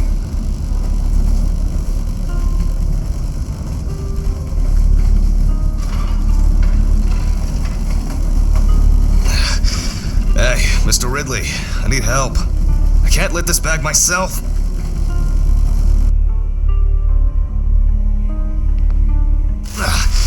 Ridley! Ugh, wasn't easy, but at least I can start. A new package must have arrived. I guess Dorothy ordered it. I think I'll skip recording a video for the students today. They don't need to see me and the body. Ugh. November 27th, 1991. 5:14 p.m. James Evans Jr., also known Evans, had previously been convicted of possession of stolen goods, robberies, and drug trafficking.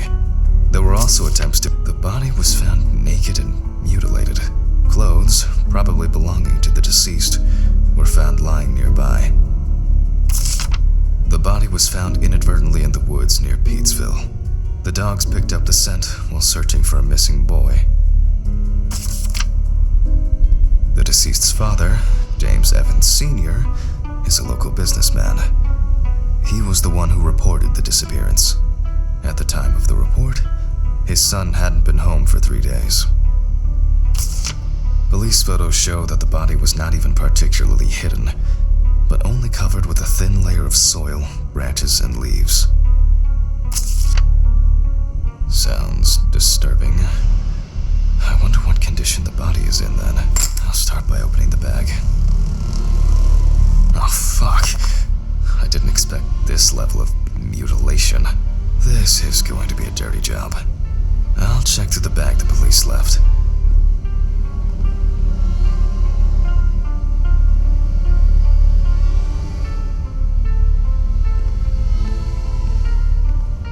Maybe there will be something worth noting about the victim's clothes.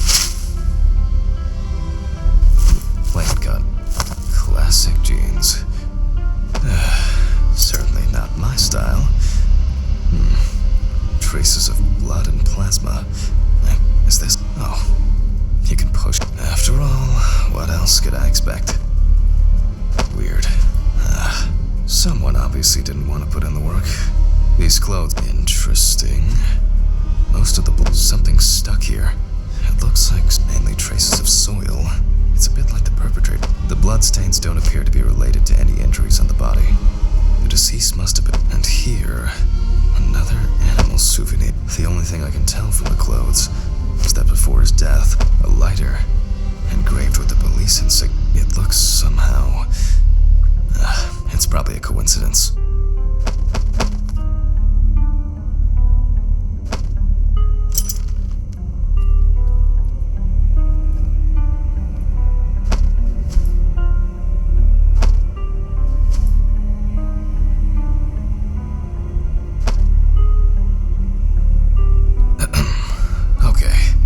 Take a look at the scales. They seem too different. Dorothy once brought an animal encyclopedia here. She performed an autopsy on an exotic animal smuggler. The guy suffered an accident while transporting illegal animals. Not only were the police needed on site, but it took nearly a day to round up his cargo. Dorothy had a hard time with that case. Did the impact kill him, or did one of the animals he was transporting do him in? They even talked about it on the news. People were terrified that some reptile would just come out of their can and grab them. Okay, the book.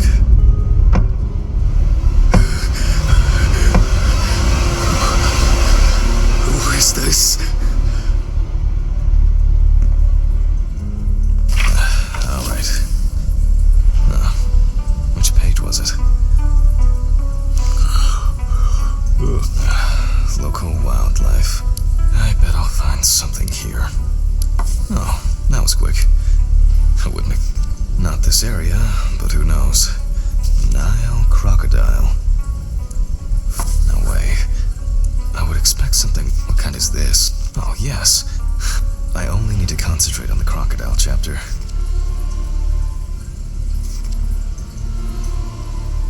Ugh. Christ. Why am I so tired? Some coffee would be nice. What was I supposed to... the pictures. I'll have to show them to Dorothy. Too bad that we no longer keep our ranking. With something like that, I would come out on top. There hasn't been a case like this for a long... Alright, the deceased skin is smooth and taut. This suggests an advanced stage of decomposition of the corpse. Such a wound could not have occurred during the victim's lifetime.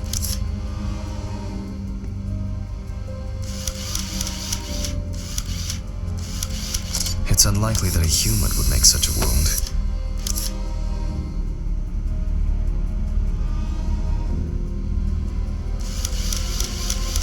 Nasty.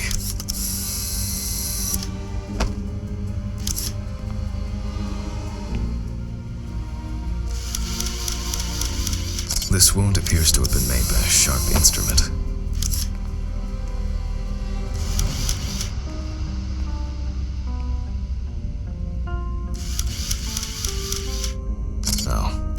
As expected, there's a bite.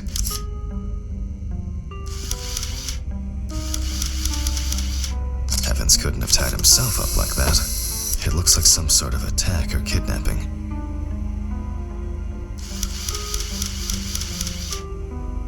There are also clear traces of the deceased ankles being bound in some way.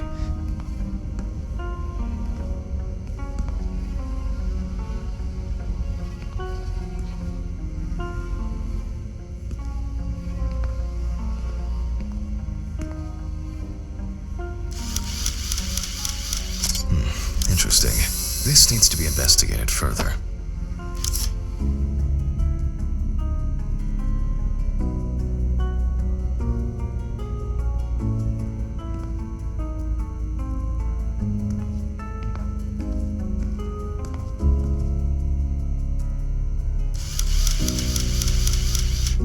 No head. That's not hard to miss.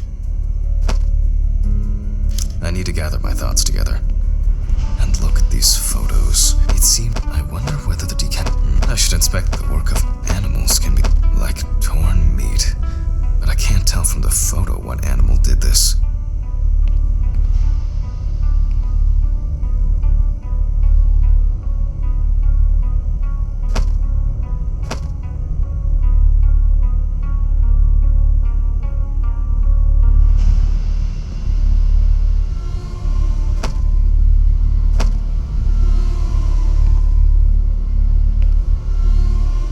This looks very promising. The bite is clearly visible. It should be easy to compare with the encyclopedia. And I hope I put it in right. I can never remember whether it was image up or image down. That universe... fantastic. Practically a one-to-one. Just some tracing paper, a pencil, and I can check these in the encyclopedia. Now, did I leave them in a drawer? Or maybe a box somewhere? Ugh. I don't remember if I left them out somewhere. Archives. Just as lifeless as the corpses they concern.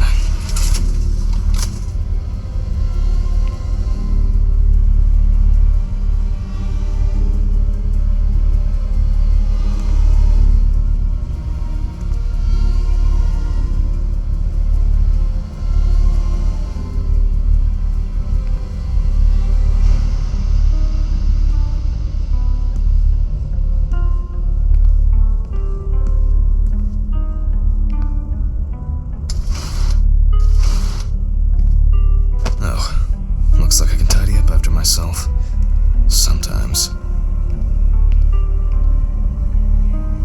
A very, nature-driven case so far. I'll have to consult the encyclopedia again. Good thing Dorothy left it here. Otherwise, I would have had to run back to my place to get some.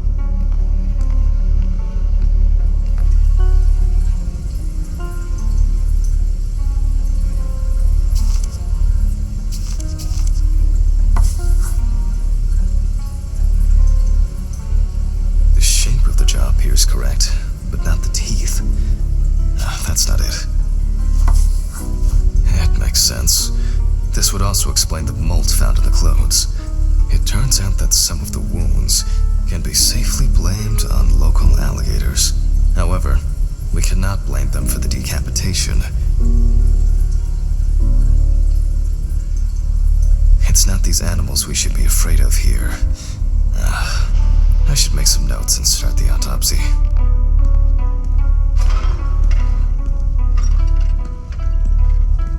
Ugh.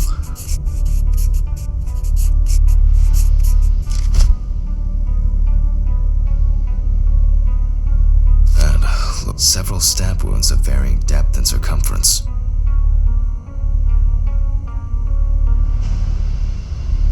The result of an animal tearing at its body. Eaten skin, soft tissues, and genitals. There are even some teeth marks, but... well, it doesn't look like an alligator. The bite is firmly incorporated into the wound. A photo alone won't help me here. I need to make a cast and compare it. Looks like an uneven bite. It's worth taking a closer look at this. Maybe there will be some remaining teeth marks. Evan's right side must have been more attractive to the crocs and insects. Very strong binding marks. You can see peeled epidermis and small wounds.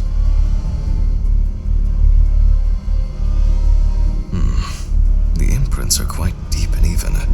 From the looks of it, I'd say Evans was restrained with his own belt. Mississippi alligator. It's strange that an alligator would leave such a clear and smooth mark.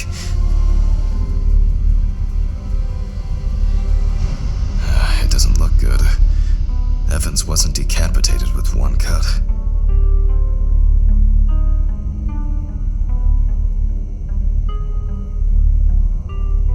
It looks like the killer might have missed before they finally hit the neck.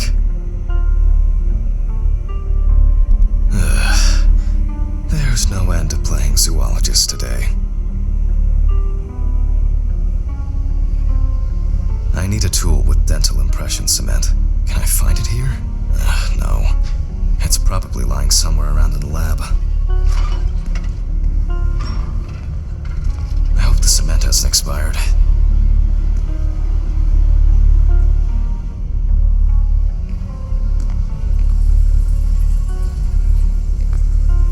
A month after the due date.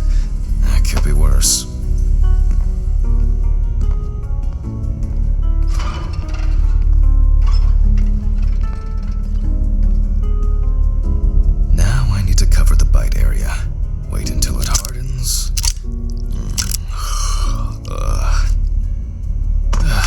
Ready. The cast looks quite contaminated from the other wounds in that area. Well, let's hope the imprint turns out better. Brush, ink, and paper. Similar to taking fingerprints.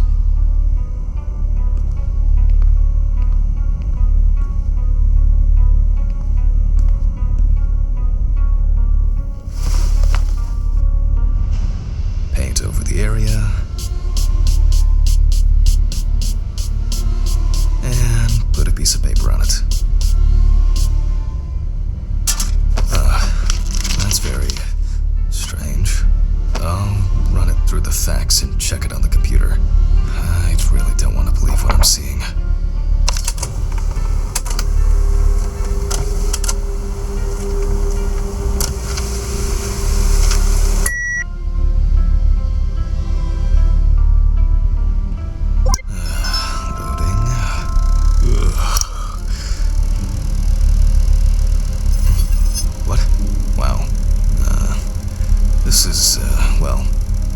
This is quite unexpected. Human teeth. Oh, fuck. I need to tell this to Stephen.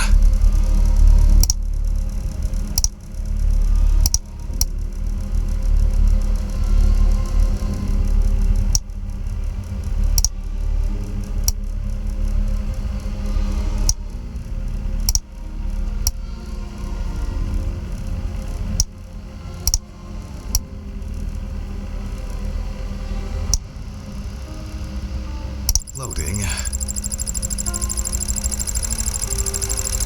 It'll probably take a while.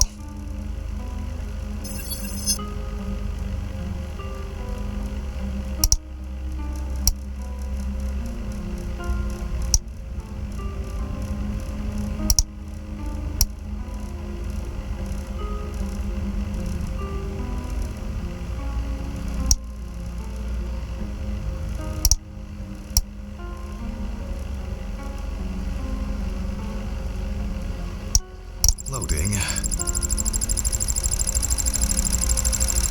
It'll probably take a while.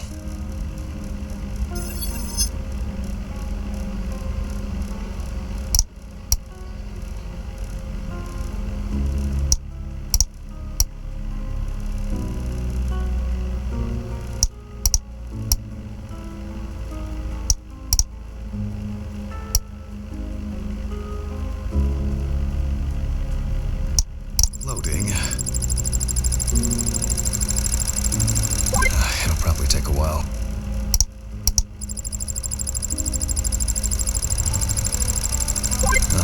Finally. The partial impression I have may match several people. Other in prison. Oh, here's someone with quite interesting tendencies. Oh, he's dead. It doesn't fit. This one doesn't either. I'm afraid this will remain a mystery. The killer's profile is getting more and more interesting.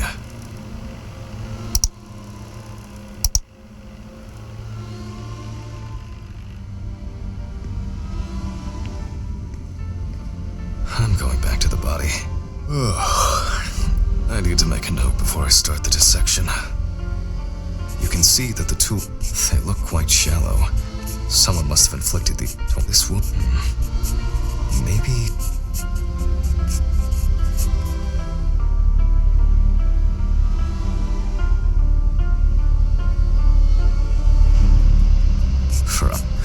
The alligators rarely kill humans. Due to the body fat of the deceased, I'm adding a heart attack to the list. Maybe Evans didn't live long enough to Time for internal analysis. Finally. First of all, I'll try with the scalpel. We see a lot of fat tissue under the skin. When I remove the ribs, correct. High levels of internal fat, organ size above average due to obesity. I move on to the lung analysis.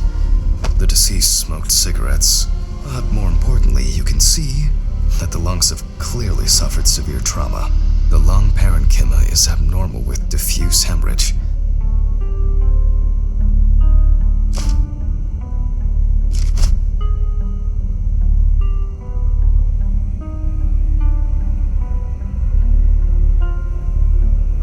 And this is the culprit. Well, it didn't look like the holes were that deep.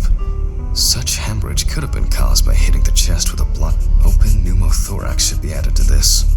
The deceased could have experienced extreme hypoxia, and, as a result, obstructive shock.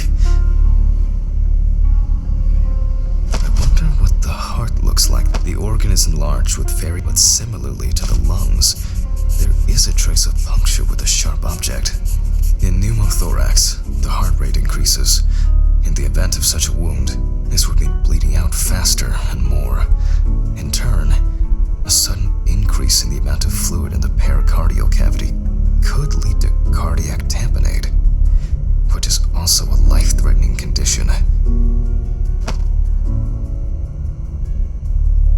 Evans, however, is remarkably clean, considering this turn of events.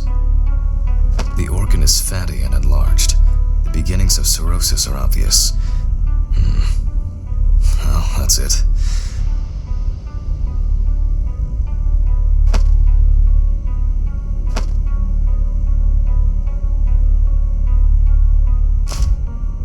This time, nothing to write home about.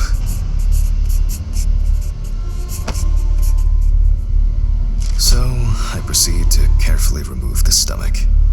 Like most other organs, it is fatty and clearly enlarged, not to mention swollen, partially due to gases, but mainly due to the deceased's lifestyle. I take the organ to the cutting board. The outside is intact. I'm going to check the contents.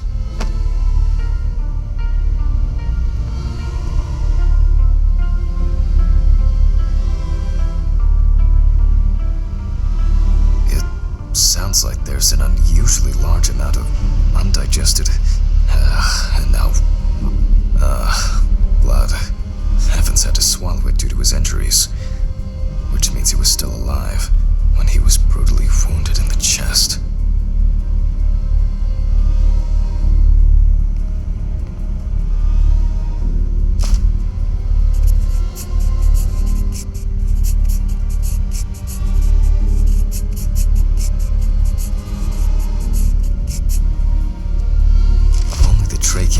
Surprisingly, it's not damaged by the decapitation. I move on to cutting it open.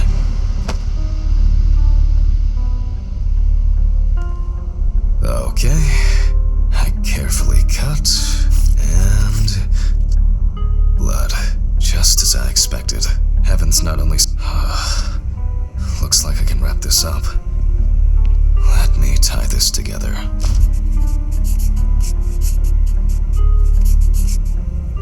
After he was abducted, stripped, and tied up, he was dealt several penetrating blows to the chest, then his head was cut off. Evans was deprived of his genitals, and the body served as an easy meal for the animals.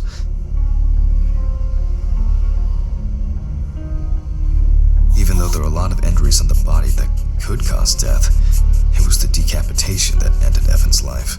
The animal bites on the limbs occurred after death, so there's no reason to treat these as the cause of death. The damage to the lungs and heart must have led to severe hemorrhaging, so there's no doubt that Evans was choking in bloody convulsions. But it didn't last too long, which I conclude from the small amount of blood in the stomach and trachea. I never thought I'd ever wish someone to have a heart attack, but in this case, it would have been better for him. In some way, it can be said with certainty that James... I need to stitch this poor guy back up. It's really bothering me. Something's not right here. Because even now, the organs are relatively clean. The skin around wounds also. It's like, I'll leave these questions for the police to solve. And now, I get to head home. It's a fucked up thing. I'll hold off taking long walks in the forest for the near future. I have a feeling that it won't end with just one body.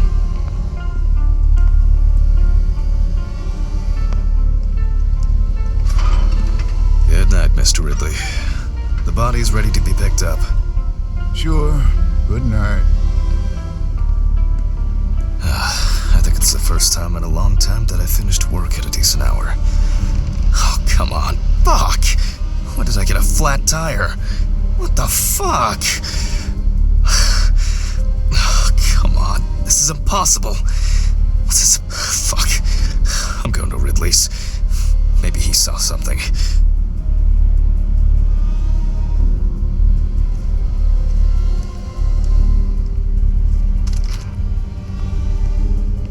Ridley, do you know what happened to my car? What happened to your car? All the tires are fucking flat! Well, it happens. Don't you have a spare in the trunk? Spare ones in the trunk. No one carries 4 fucking extra tires in the trunk! Jesus, Handman, calm down. I'll call you a taxi. Calm down? That's a bit of an exaggeration, don't you think? Have you seen anyone around here? Someone strange? Suspicious? Except you? No. Haha, funny. I don't find all these jokes amusing, you know. What jokes? Handman, what's wrong with you? It's just tires. Such things are not a coincidence. What's wrong with me? Things keep happening. Last week, and now this. Just go wait for the taxi, okay? Fresh air would do you good. Neither you nor I will do anything about it now. Neither you nor I will do anything? What have you been doing all day? Surely something like this can't just be overlooked. Maybe you should go outside and cool down. I'm calling a taxi. Cool down.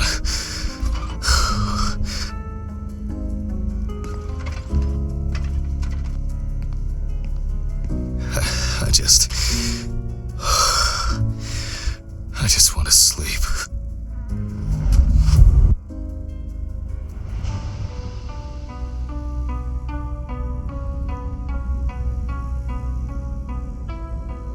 It would be easier just to move in and live here. I doubt I'll get reimbursed for the cab. Huh?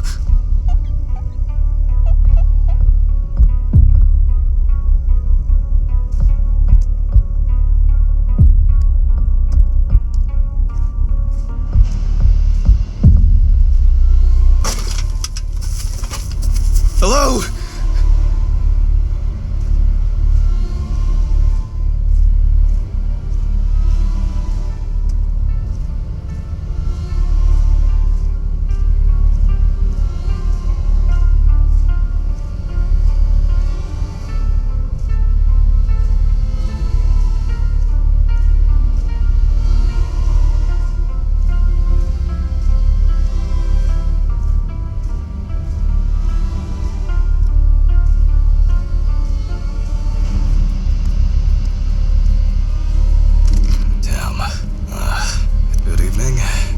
For me?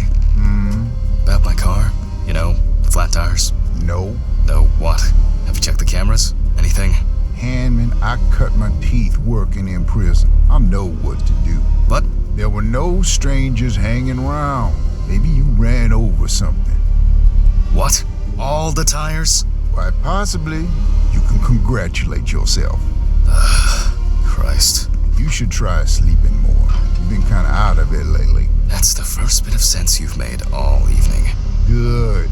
The body is expected to be ready for pickup tonight, along with your lecture. What? What? No, what? You still pontificating? Best hurry, don't you think? Fuck me. I don't have the strength for this today.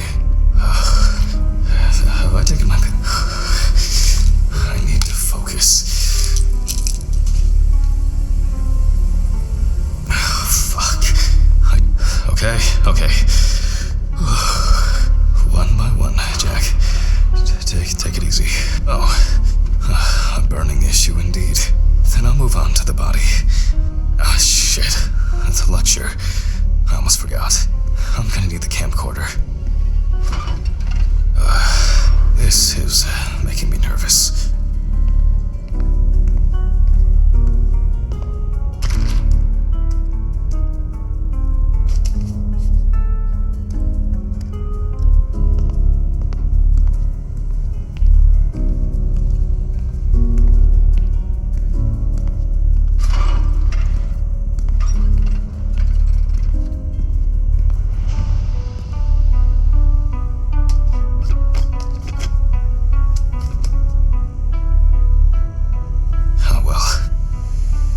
This is not the best framing. Hello, everyone. It's the 20-something of November 1991. Jack Hammond is conducting the autopsy. I appear to be missing my gloves and apron.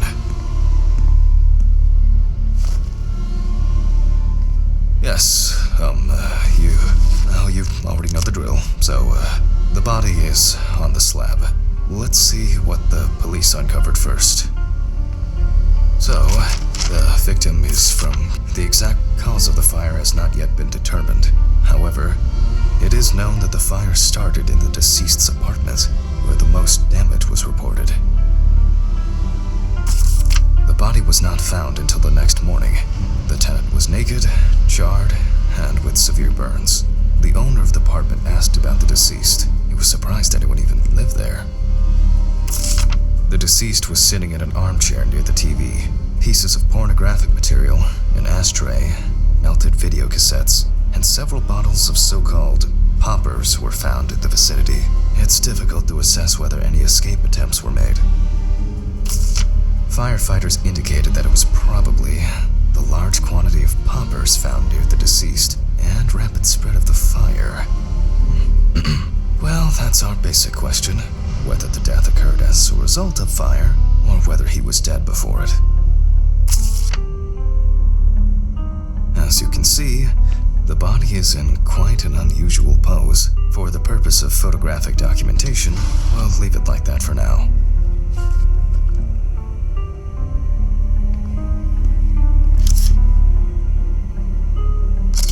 This position is called the pugilistic attitude.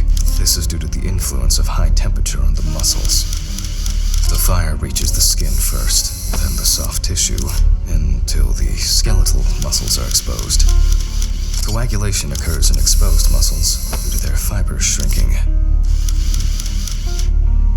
The extensors yield to the force of the flexors.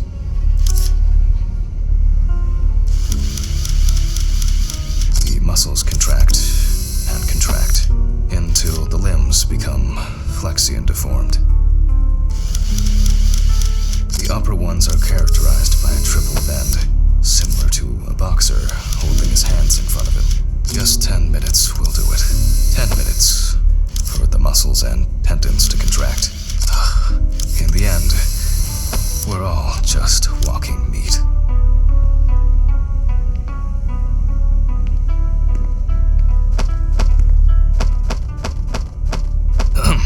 The deceased must now be straightened out, and we need to get rid of these bindings. He looks to have been tied up at the deceased's neck, and which explains why, despite the severe burns, the deceased's limbs are not all that twisted.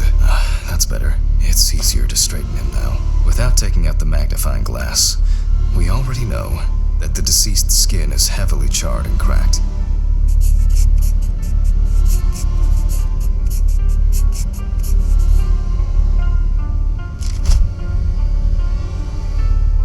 As for the other details, there are crow's feet visible near the eyes.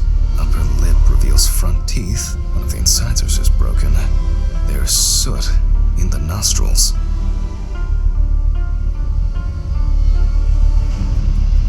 The rope around the neck wasn't very tight.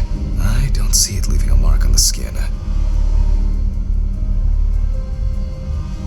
You can clearly see that this is primarily the front of the deceased that was exposed to fire.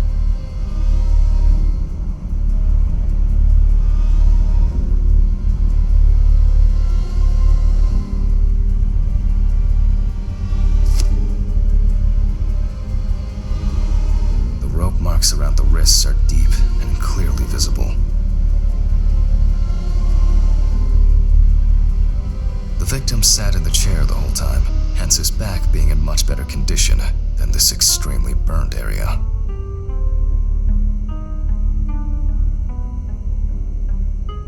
Looks as if a large flap of skin had detached from the calf.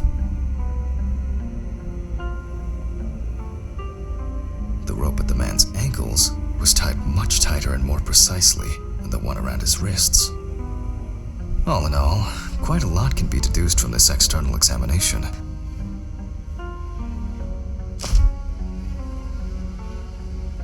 Severe burns. Traces fail to indicate that the deceased suffocated before the fire. Predominance of he appears to be loosely tied. The burns reached through the length of the rope was calculated, and it appears that the deceased could make limited movements around the perineum.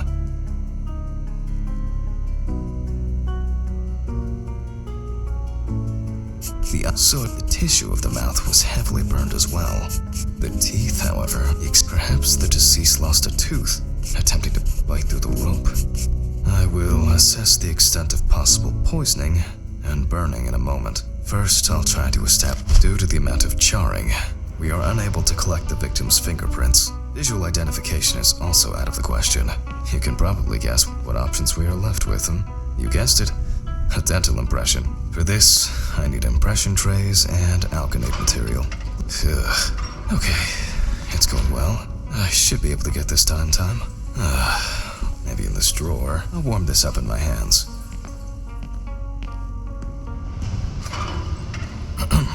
Okay. Making an impression is quite simple. You put trays with alkanate into the mouth and press once the device. Okay. Again, we will need a piece of paper, a brush, and ink. We will make a plaster model of the deceased's teeth from the obtained impression. We will then make an impression of the mold on a piece of paper, which will be scanned into the computer.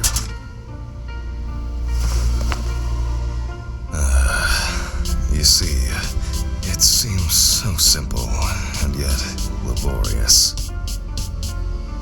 On the plus side, we don't have to worry about the gag reflex with the deceased, and no need to remind the subject to breathe either.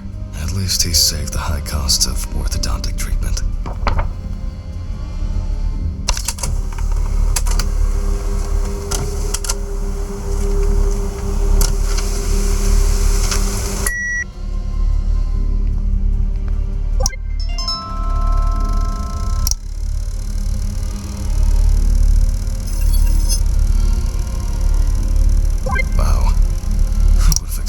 So soon.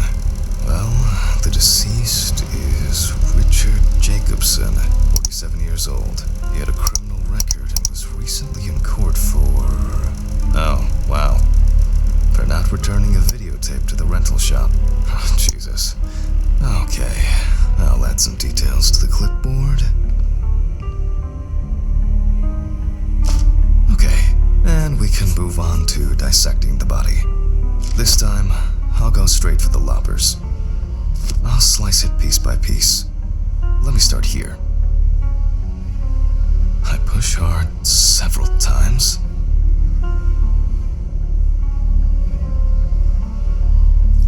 Until I cut a given section. You can see that using a scalpel would be pointless here.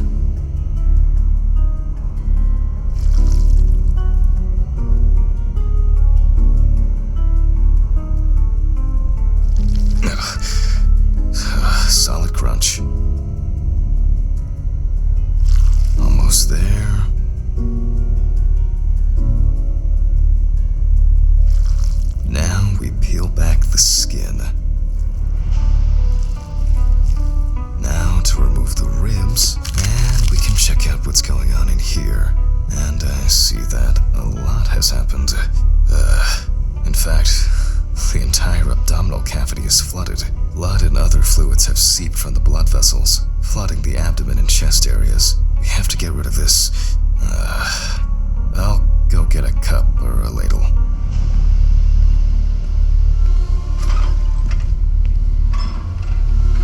I think I saw one somewhere here. I don't have all night. I'm going to need a vacuum pump. Right. The running around for everything starts again. Why can't things be tidied away properly in this damn mortuary? I'm gonna get Ridley. I wonder where this pump is. Mr. Ridley? Mr. Ridley? I'll just go to the basement and check.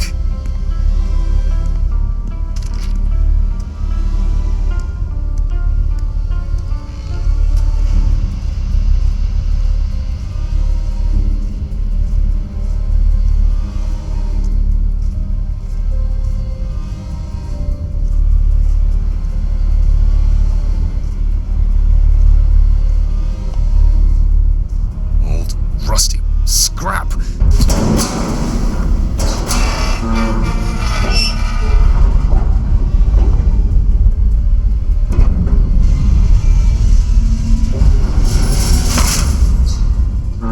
God!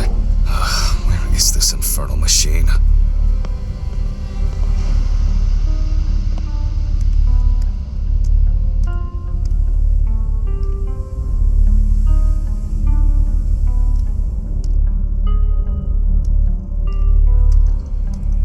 That's heavy.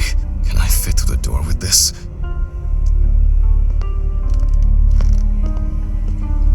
I swear I'm going to have an accident here one day. Like Alice, when she twisted her ankle on those stairs. We were supposed to go to the mountains then. It was supposed to be our first trip since... and Alice. Hammond! Because of me. As always, she had to... Hammond, are you talking to yourself or what? Huh? What? No, I just... There is a letter for you. I left it on your desk. Letter? For me? Yes, letter for you. Do I have to repeat myself again? No. Thank you. Where were you? I was looking for you earlier. Hammond, I was retrieving your letter. Jesus, Ridley. Could you talk to me like a human being from time to time? I'm just answering the question. Right. Oh, by the way, the basement hatch is wide open. Maybe you could look into it? Maybe. A letter. Fuck! Who delivers letters at this time? It's probably been sat in his office for ages. Just didn't want to move his lazy ass. We have the equipment. Now I have to place it somewhere close to the table. Phew. I can finally put this thing down. Alright, just... What? There's no tube? No one's used this for a long time. I apologize to you all once again.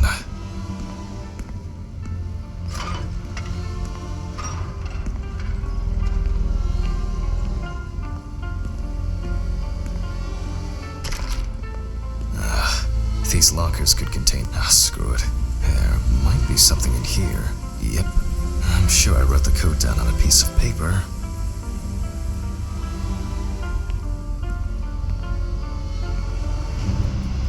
What?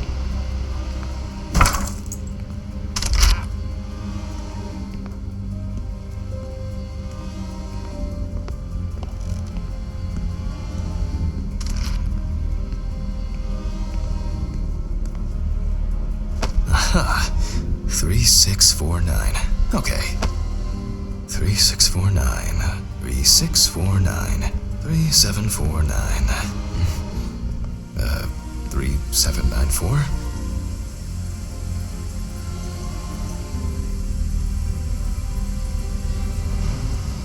Man, my memory for numbers. What do we have here? Boxes of disinfectants, syringes, thread. Oh, antiseptics.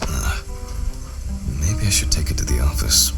Oh, that's interesting about here.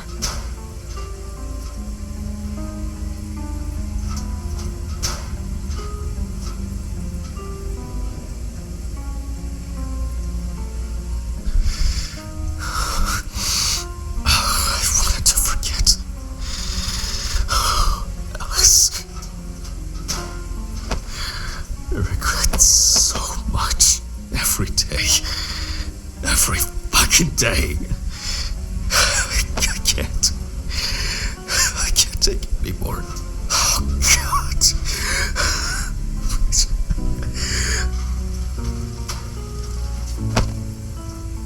I can't. How do I... Phone. Oh. Do not think. Just don't think.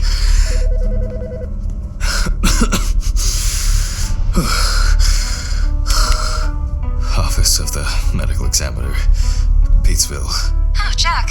I was hoping to catch you at work. Hi, Dorothy. How's it going? Good, thanks. And what about you? You sound tired.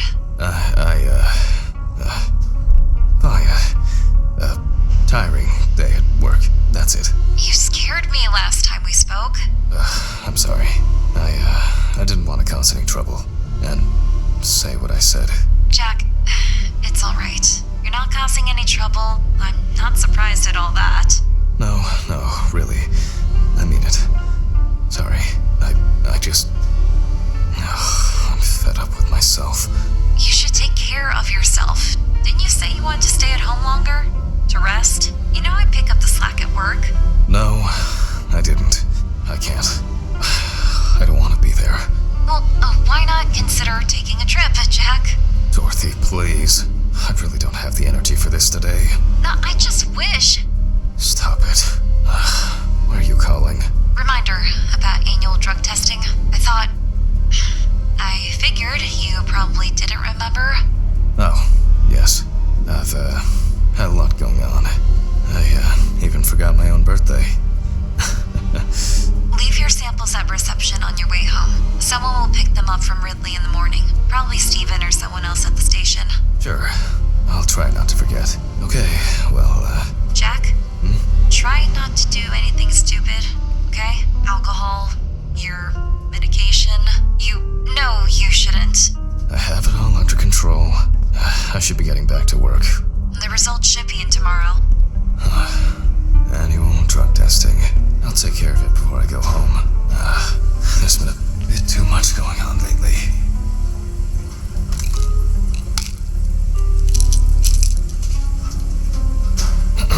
I was supposed to collect the hose.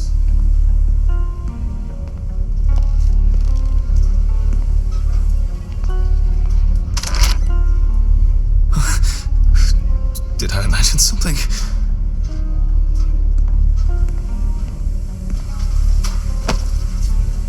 Focus on your work, Jack.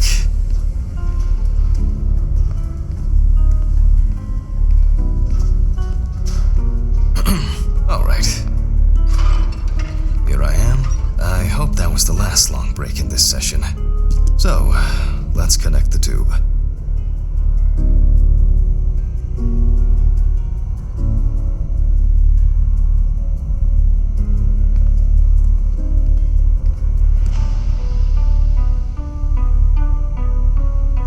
Turn on the machine. With this amount of fluid, there's no point in holding back.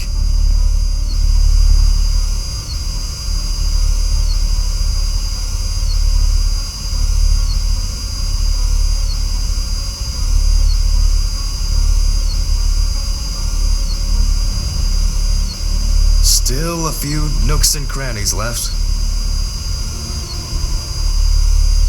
External examinations did not reveal any tissue defects that would reach the internal, so I expect the organs to be intact.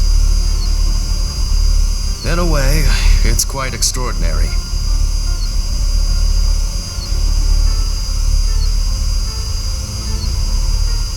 That even with such severe burns, skin, fat, muscles, peritoneal fascia, they can keep the insides intact.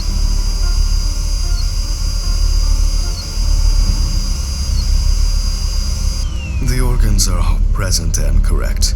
A reddish-pink tint indicates high carboxyhemoglobin levels, the level of which I will determine from a sample of blood. I will be inserting needles into the heart and femoral artery.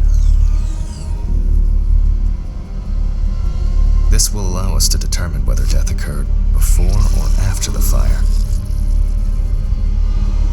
But first, I'll need the values for the centrifuge.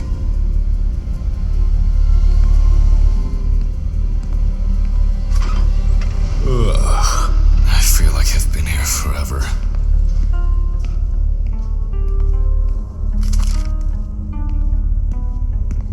Jack, focus. Just a little bit longer. Corpses recovered from the site of fire may have very different and complex history. Burning is only at the surface.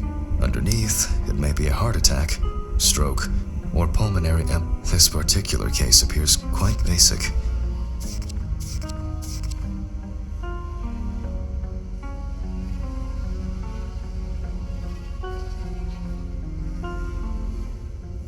However, I would warn against making a diagnosis too hastily. A fire victim does not always mean death due to smoke inhalation.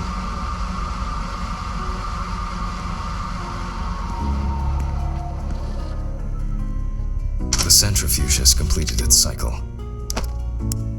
My old but trusted centrifuge. Ideal for all the fluid tests I need to perform during an autopsy. Ugh. What exactly was I supposed to test for? COHB. I'll take 2 milliliters of each sample.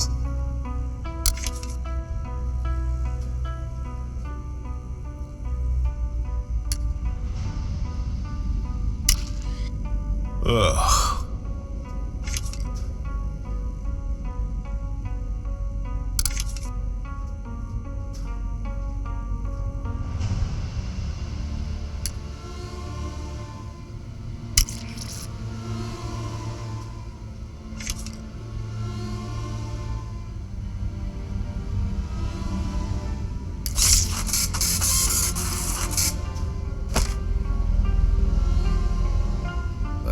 Confirmed. Death due to carbon monoxide poisoning. Carboxyhemoglobin levels at 84%. Alright, I'll note this down and perform a check of the organs. What? Where? Mr. Ridley? It's been a while since the eye wash in this thing's changed. Why did he take that fucking body?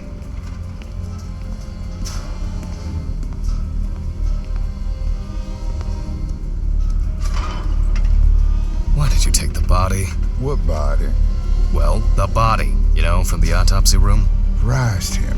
I didn't take any of your bodies. So who took it? I have no idea what you're talking about. But I... Get back to work. It's late.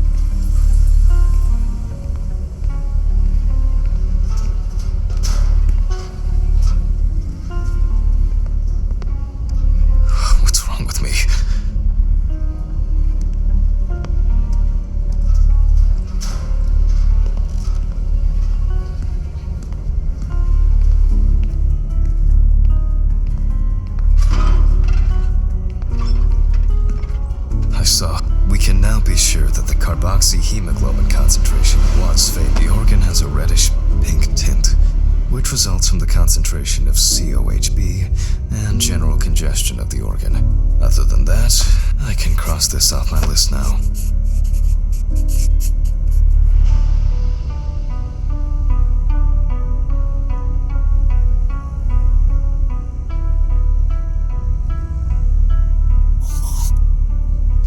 The lungs more carefully. From the outside, just like the heart, it is congested, and the color indicates poisoning. Thermal damage is visible here and there.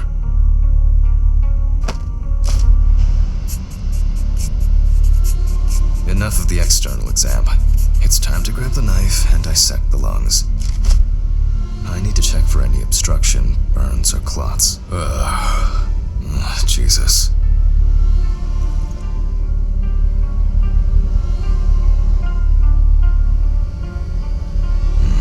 Alright. You can see changes in the lung parenchyma caused by burns and smoke inhalation. Nothing new here.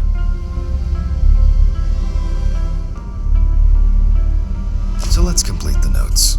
And let's check the trachea.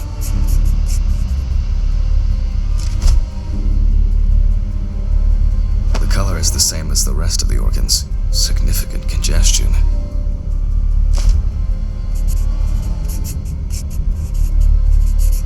Let's see what it looks like inside.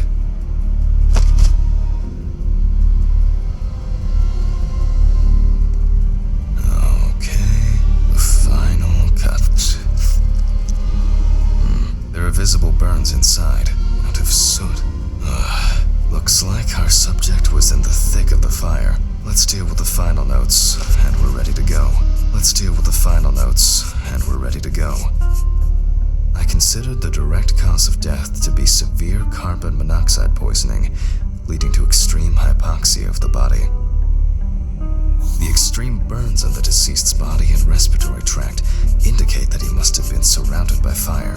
During the examination, no other factors were found that could have contributed to the victim's death. Environmental data does not indicate any third-party involvement.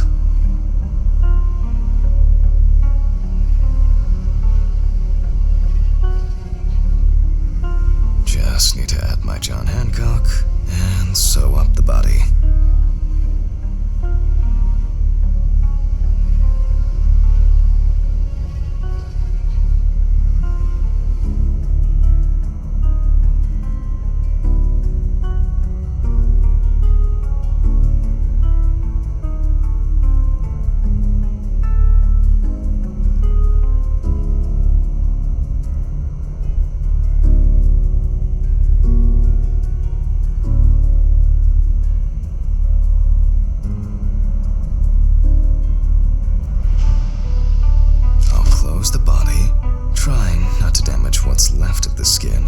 For stitching, well, it varies. It can be that the fire victims are in such a condition that there is nothing left to stitch.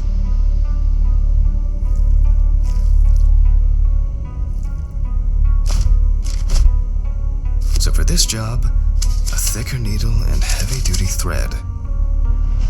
Well, after storing the body, there's nothing left for me to do. Thank you for your attention. All the best, and good night. Ugh, my God. What an exhausting day. I need to get these gloves off and call a taxi. I swear I'm about to pass out from exhaustion.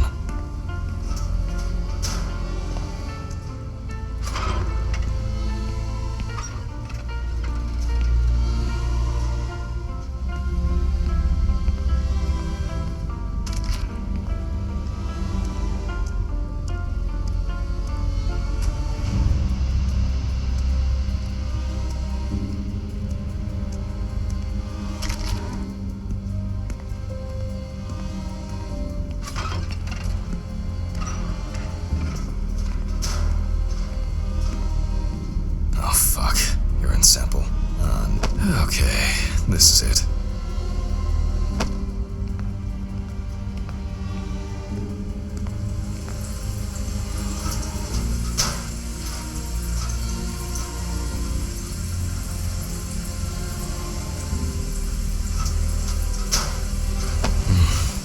I'm dehydrated. I should drink more water.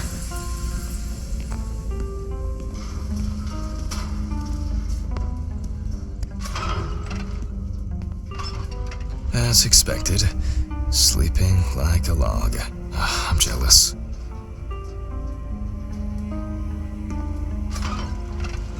Ugh.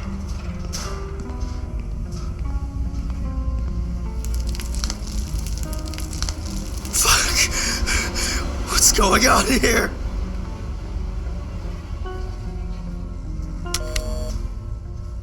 Hurricane Taxi, we will take you wherever the wind takes you. Hello.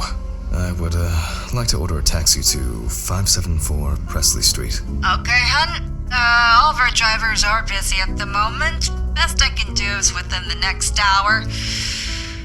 An hour? Oh, no. Alright. Let it be. Can I take your name? Jack Hanman. Okay, thank you. Do you have our loyalty card? No. Would you like to set one up? For regular customers, we have discounts and extra... Would that make the taxi get here faster? Well... I thought so. Thank you. Goodbye. This is already giving me a headache. Jesus, what now?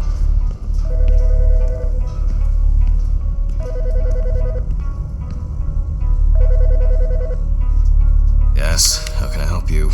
Jack, why did you do that?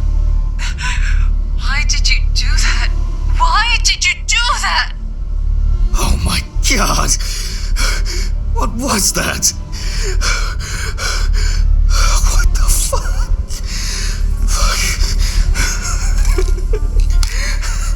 This was some kind of mistake. An hour here. I need a drink. Oh, strong.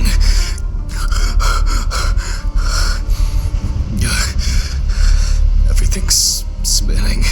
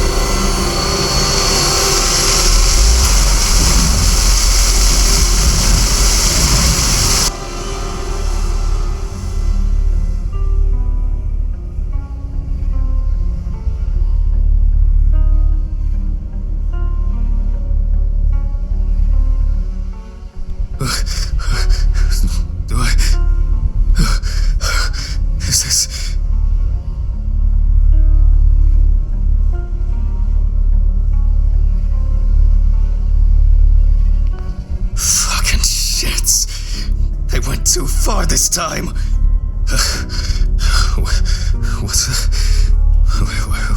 What's that? Is that blood?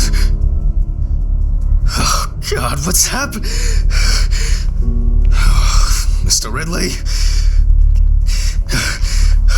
Oh fuck! Can't you hear all this commotion? Are you deaf? Sure, whatever you say, Hanman. Why is that even funny? Do I need to bring you the evidence? Sure, if you have some. Not me. I think you slept too much myself. Go and see for yourself. I'm going home. The taxi is probably waiting. The one that left yesterday? Yesterday? How so? It's evening. Friday, November 29th, Hanman. 29th of November. Oh, sorry, I forgot that this was... Don't worry, I did too. Somehow, I just... oh my God. Should I call Dorothy? I've set up the cadaver ready for the autopsy. She should be able to replace you. No, there's no need. I'd be happier staying here than sitting at home, alone. I guess I should take my pills.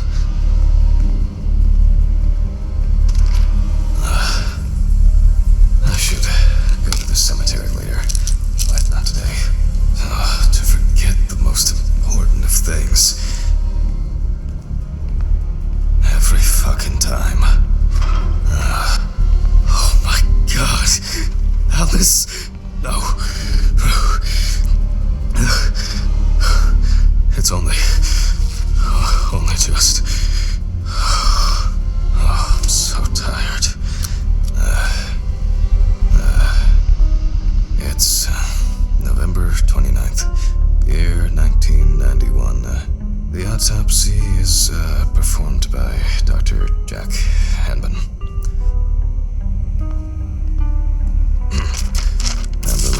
Investigators determined that the victim was most likely dumped close to the nearby forest. She crawled to the bus stop on her own, as evidenced by the traces of blood she left behind.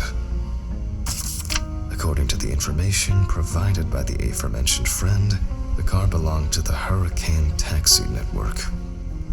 The company was provided with a description of the driver. However, they deny that any of their drivers fit the description. The police have been looking for the man since yesterday. The body was lying in the grass beside the road, where it was spotted by commuters waiting for the morning bus. A friend at the salon testified that the last time she saw Amber was 2 weeks ago. It was her last day at work before her vacation. At around 9:40 p.m., she left in a taxi for a flight to Amsterdam. Why do people do such things? The deceased was... Now... photographic documentation.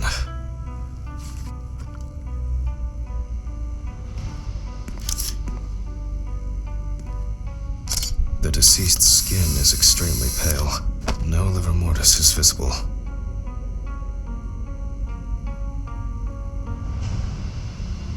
The deceased is missing her right arm.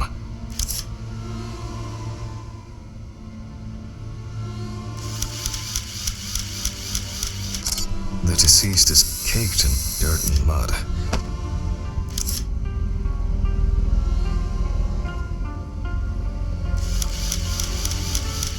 Lots of rough, irregular, slashing cuts.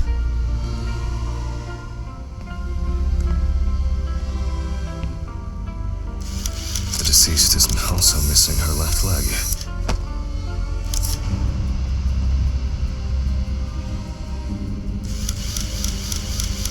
The palm and front of the hand is covered with numerous wounds.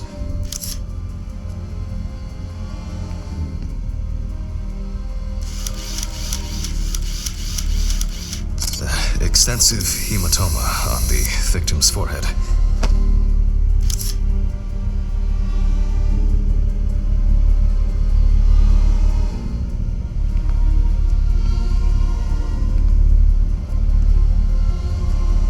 Several signs of redness on the neck and chest.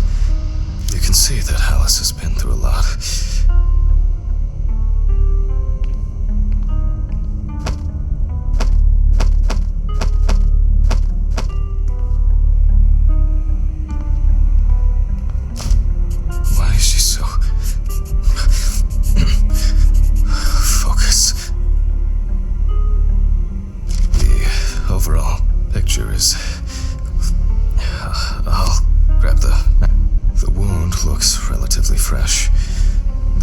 Could have fallen, or maybe she was struck hard. Minor redness appearing in several places. The wounds were stitched up by someone who knew what they were doing. However, it seems that the sewing was done in a hurry, and quite carelessly at that.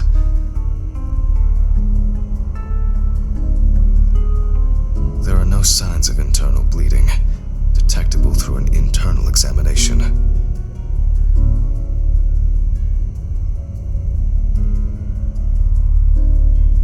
The wound on the bend of the elbow seems much deeper. I'm wondering about this bruising.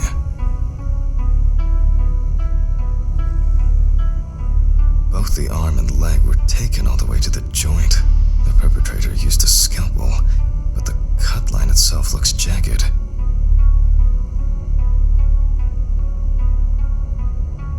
These wounds appear to have been caused by crawling across rough ground. Let me sum this up somehow.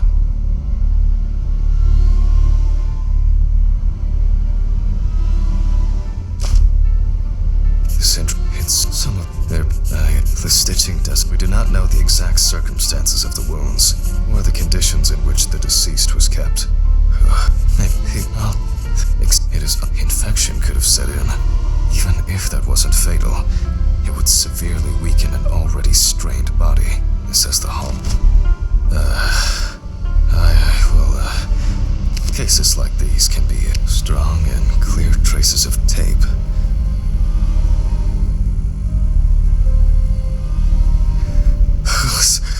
Alice, you know that I would never...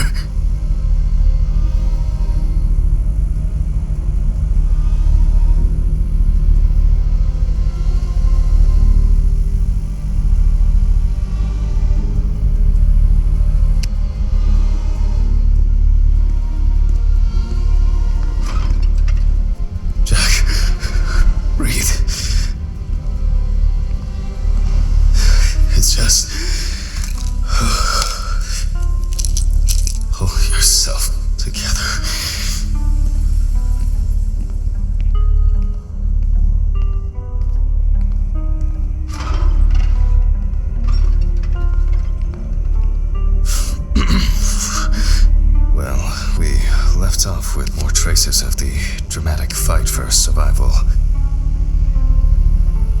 You can see that there are traces around the hickeys.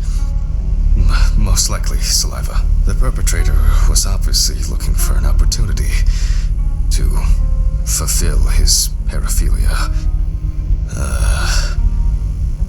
Oh, Christ. The police will have plenty to do. If I can find my hard drive, I could just take an x-ray. I'll move these tables away. Make room for the x-ray machine.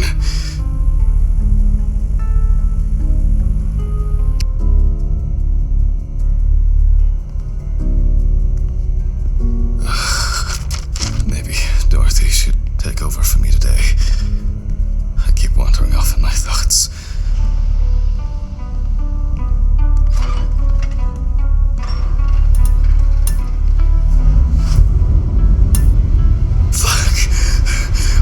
Going on here?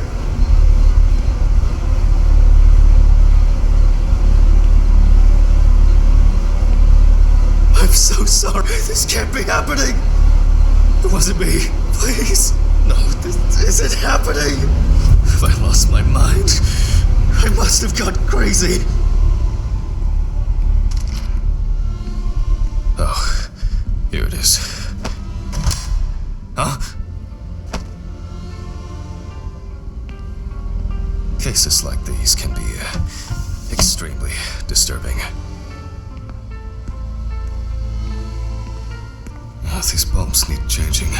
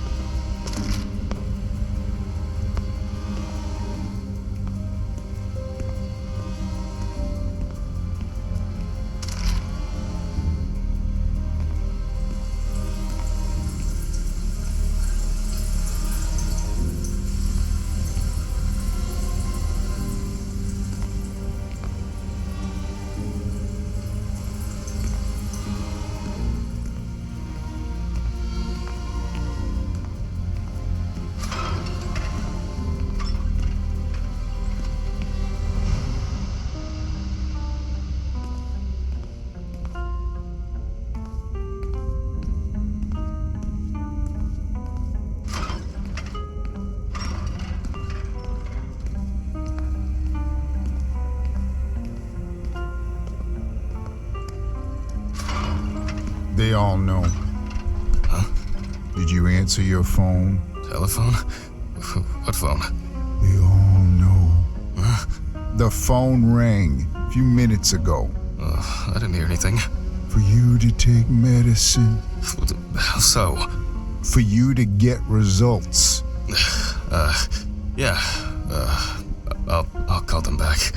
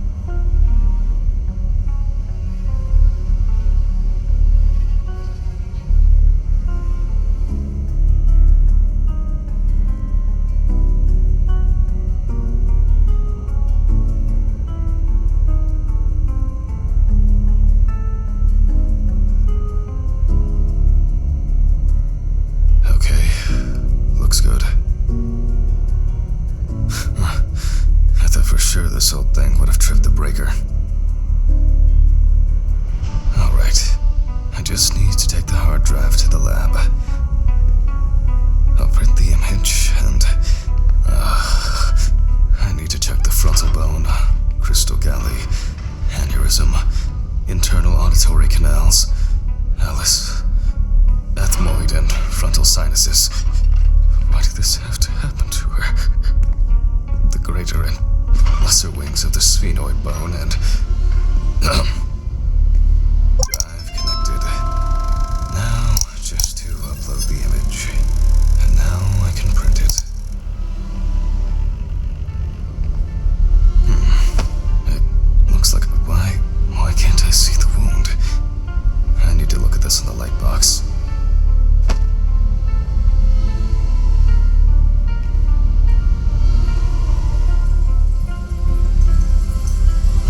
Strange. I guess I'll have to repeat.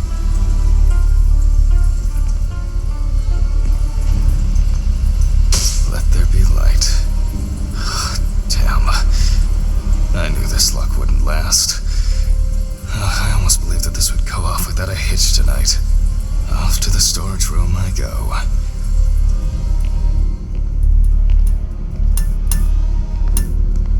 These flickering lights would drive anyone over the edge.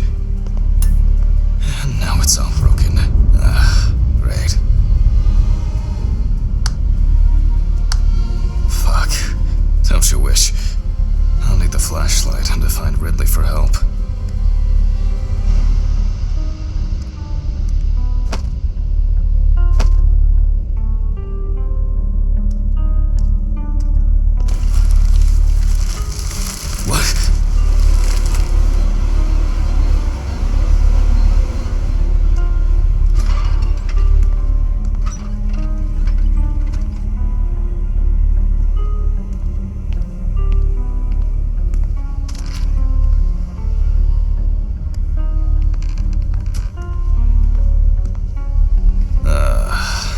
There's a surprise.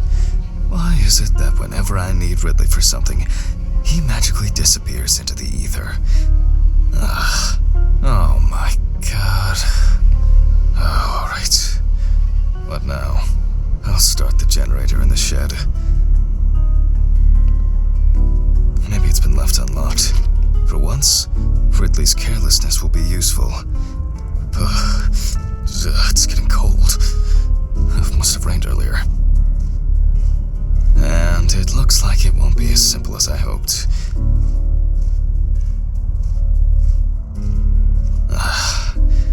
Great. And the keeper of the keys has left his post. God, I haven't even started the dissection yet. Fuck it. I'm gonna get a hammer. I don't have the time or the strength.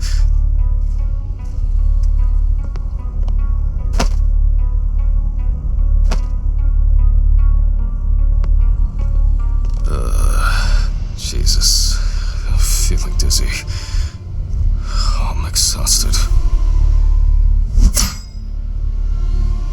God damn it.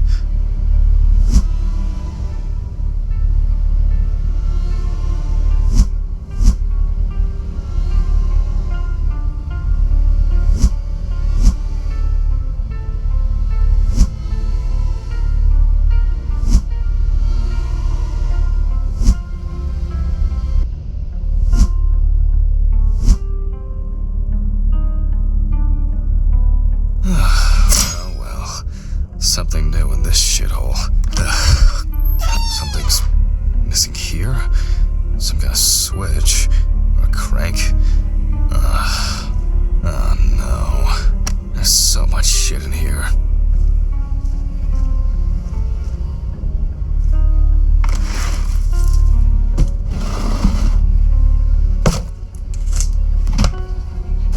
Yes, I think this'll work. Alright, now just to crank it up. Something wrong?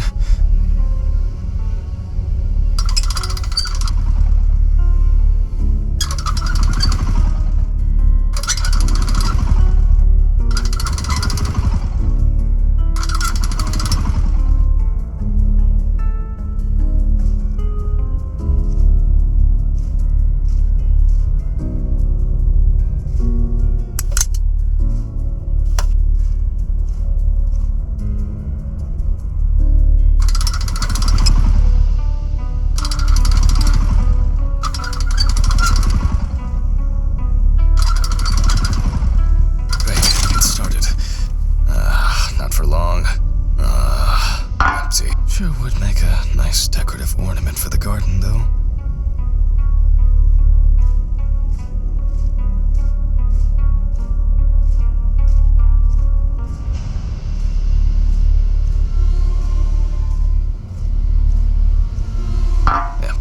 Empty.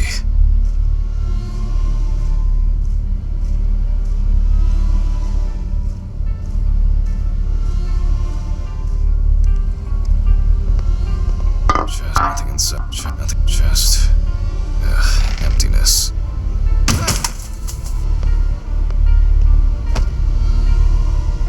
How did it end up here?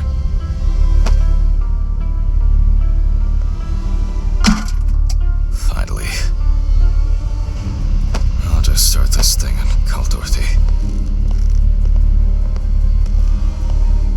I think I've had enough. I shouldn't even be here. Not today.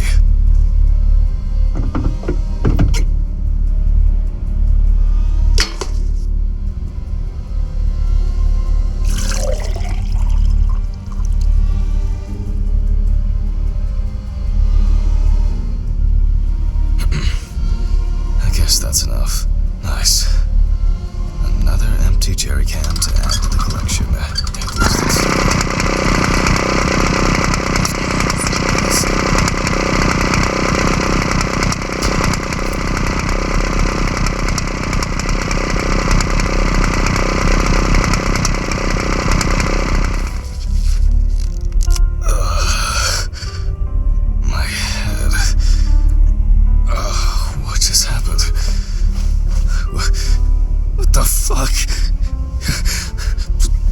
Tied me up.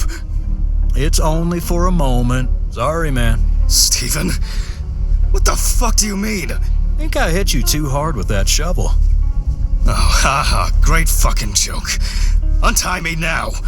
I don't have the energy for your shitty games. Mm-hmm, me too.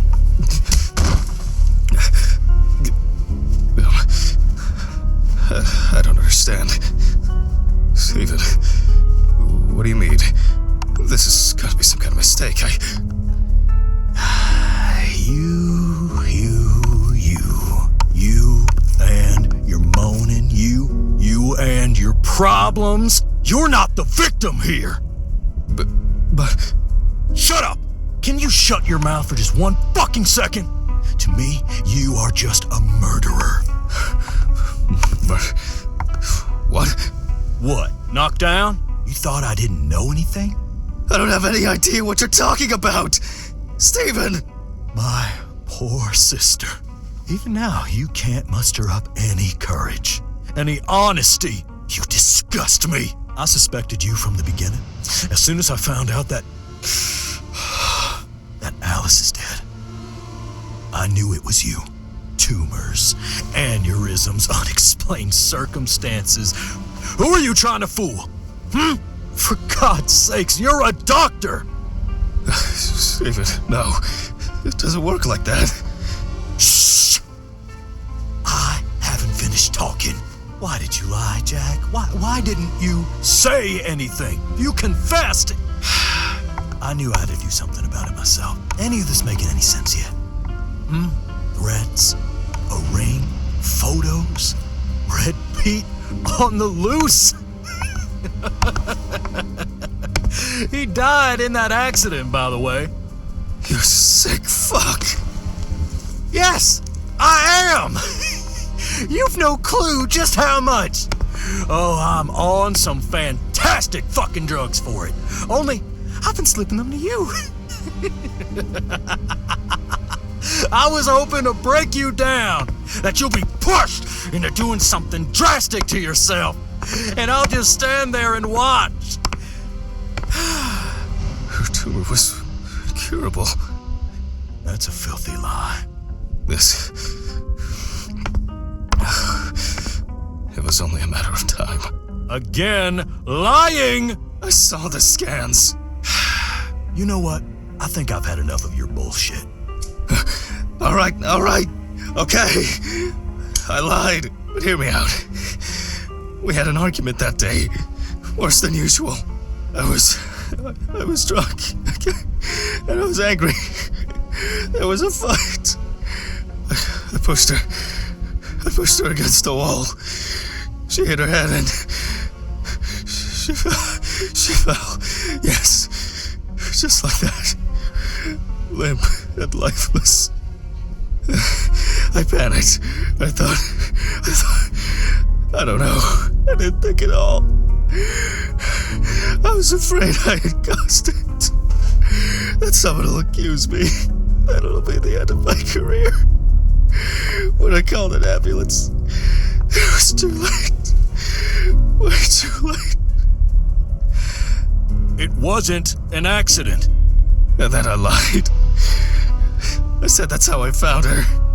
That I wasn't there with her. And now, there's not a day that goes by that I don't think about it. Everything. This whole year. Just dead memories.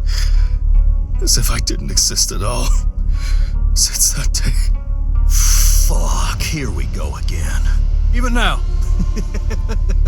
Even now, you have the nerve to lie. Stephen, I'm sorry. I suffered too. It wasn't an accident. You understand now? Someone has to pay for this. What's going on here? Stephen, drop the gun. It's none of your business, Sean. Leave and forget you saw anything. Steve, you know I can't do that. Mr. Ridley, please, run! Shut up! You know I'll shoot if I have to. Well, in that case, damn it to us. Stephen, no!